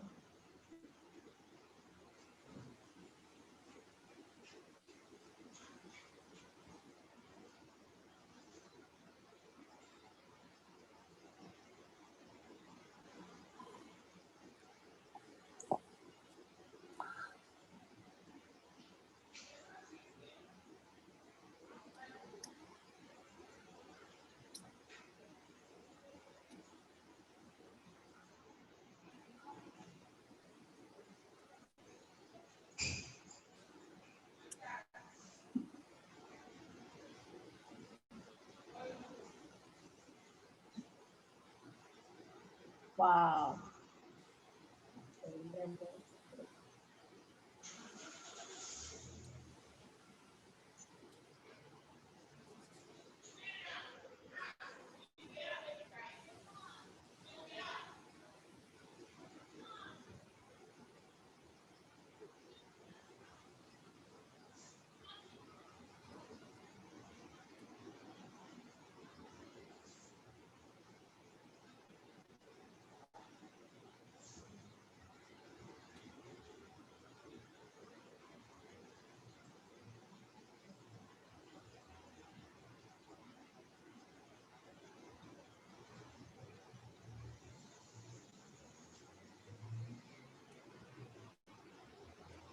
Wow, congratulations to 481 Abe. I don't know the person, but if you are the one, you just write your full name in the chat box and you will be given your prize for this section. Congratulations to 81 Abe.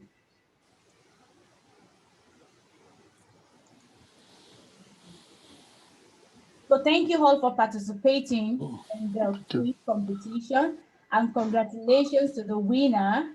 So if you're the one, I will say once again that you should type in your name and your phone number in the chat box.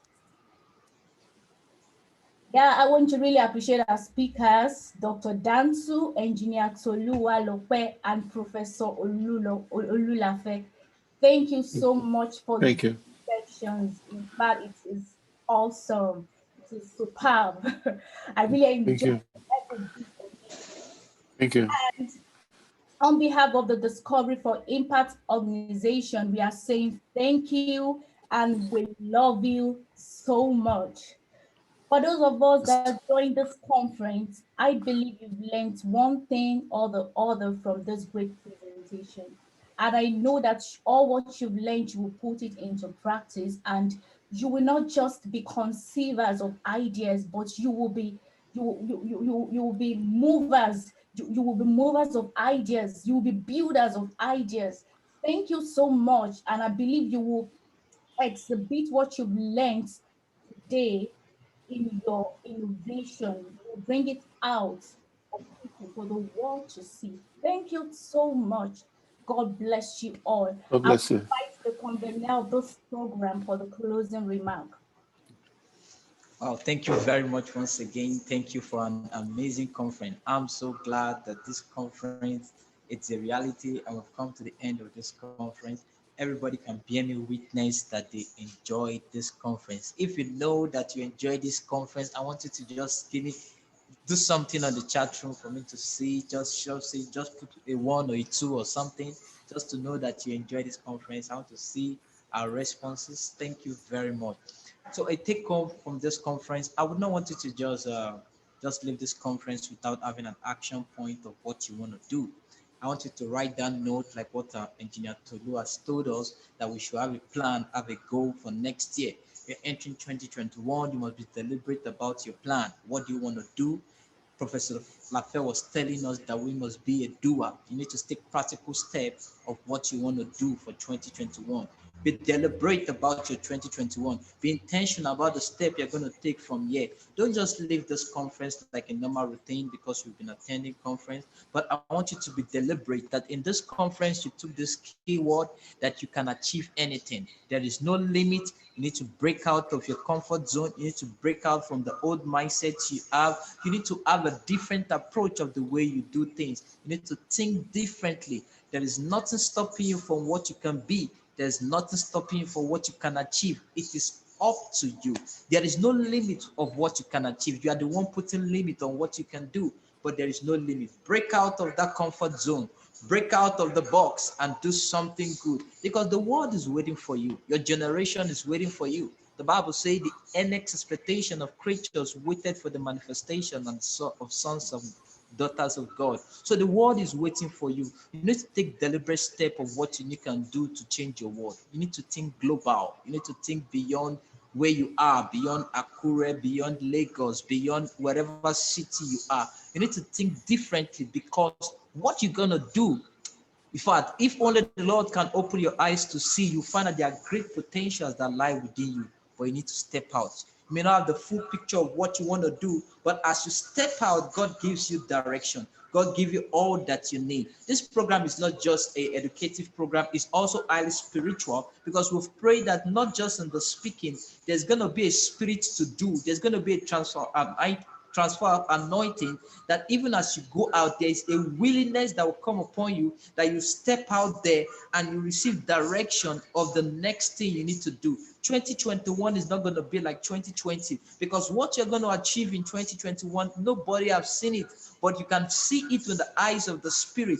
You must have a vision to see ahead. You must have a vision of what you want to achieve. Be deliberate about 2021. Don't let 2021 be like other years. We have come to the end of 2020. Very soon we'll be crossing over to the next year. But would you pass this year without having a deliberate action for next year? Think. Now is the time in for our planning. People are going on retreat, people are doing fasting, people are strategizing of what the next year will be. You must have a picture of what the next year will be. And as you take deliberate step today and God by your side, I know that the sky is just a stepping stone and you do great things in life in Jesus' name.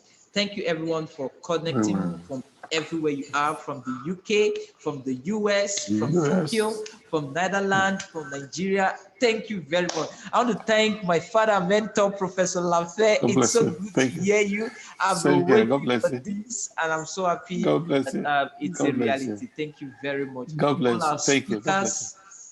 Tolu, I want to thank you very much. You've been in the UK, you've been doing great things. I want to thank you for being a part of this conference. And to Emmanuel Jason Danso, I want to thank you for taking out time to come and give us such insight into the future of work. I want to appreciate every one of us. There's going to be a pool. I want us to just quickly fill in the pool, and as we wrap up the event. And I want to invite Victor to just give us a closing prayer even as we wrap up this program.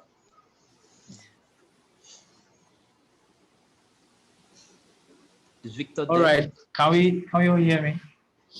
Yep. All right. Can we pray? Father, in Jesus' name. Amen. Father, in the mighty name of Jesus, we appreciate you for this wonderful privilege to be a partaker of this conference. It has been a wonderful one that's taken a lot of time in planning, in preparation. Thank you for bringing this to become a success. Let your name be exalted in the name of Jesus. Amen. And so, Heavenly Father, as we're running up and everything's already going down for the year, we ask, oh God, everything we need to plan for this new year to come well and come in place. Lord, grant unto us in the name of Jesus Christ. Amen. Everything we've learned in this conference, grant us grace to put them and implement them well in the name of Jesus. Amen. As we'll be looking back in future time, let us see and look back and count successes that we have made in the name of Jesus. Amen. Thank you for the convener and all the speakers for this conference. We pray that we bless them abundantly in the name of Jesus. Thank you, Heavenly Father. Thank you for what you have done. Thank you for what you are doing. In Jesus' name, we are prayed. Amen. Thank you Amen. very much, everybody. We've come to the end of this Thank you. program. Yeah. Please follow us on our Facebook page at Discovery Figure 4 Impact. That's Discovery then 4 Figure 4 Impact. And also on our Instagram page, Discovery 4 Impact, because we always love to share you quite a number of good things that you need. So as many people that registered for this conference and you've attended, we're going to share you some of the slides that our speakers had and the ones that you've given us the permission to distribute to you so that you can just digest it. These books are, like I said, this book cannot easily get, you can't easily get these things with cheap money. But I want you to utilize this book. Don't just read this book. I want to action point. What doers that will say, oh, they can refer back to this time, and today they are doing great things. Thank you once again, everybody. Thank you. Thank you once again. God bless you, Yeah. everybody. Bye-bye. Bye, Bye. bye, sir. Okay. Bye bye, Bye-bye. Prof. Okay. Bye. Bye. Yeah, Bye. Bye. bless you. Bye-bye. Dr. Bye. Akibawe, God bless you. Bye-bye. God bless you, Okay. Prof. All right, God take bless care. you. Okay. We'll talk Bye-bye. later. Thank you. Amen. Bye-bye. Bye-bye. Thank you, everybody. We can do a video call just to say hello. Let's just to meet ourselves. Call this one Fafi. Hello, everybody. Odoayo, thanks for joining us. So Philos that thank you for joining us. Boluwati Fabian, thank you for joining us. Victor, thank you for joining us. Tolu Lokwe, thank you for joining us. Oyewumi, thank you for joining us. Mr. Firstway, thank you for joining us. It's so good to have you around. You've been in every of our conference. And to Adekunle, I cite you. Thank you very much. Then the person joining with Techno WI, thank you very much. It's so good to have you guys around. To Infinix Note 5, I don't know it, but thank you very much. And to my brother Siju Ade, thank you very much for being there from the beginning of this program, even to the end. Tolu, thank you very much. It's so nice seeing you around. Thank you very much. I'm so excited that you guys are around for this conference. I'm going to give you some feedback. I'm going to give you other good things that you will need. I also want to thank to all those in the team. I want to thank Dami. She's been amazing. She has been so good. She's been the one, behind the scene. I also want to thank for everyone in the team, for Victor, for Joseph, for Oyewumi, and also to the number one main man, that is David Ayoko. So this guy has been awesome. Is someone that made this thing happen. Is the major guy behind the scene. You may not see, we are not on video, but he did a lot of things, and I want to appreciate you once again for such an awesome conference. Without you guys, this conference would have not been this successful, but you guys have done great thing. As we come your way back with Discovery for Impact International, we'll meet you at the top, see you doing great thing, and bring you a good conference for next year. Thank you very much for joining in.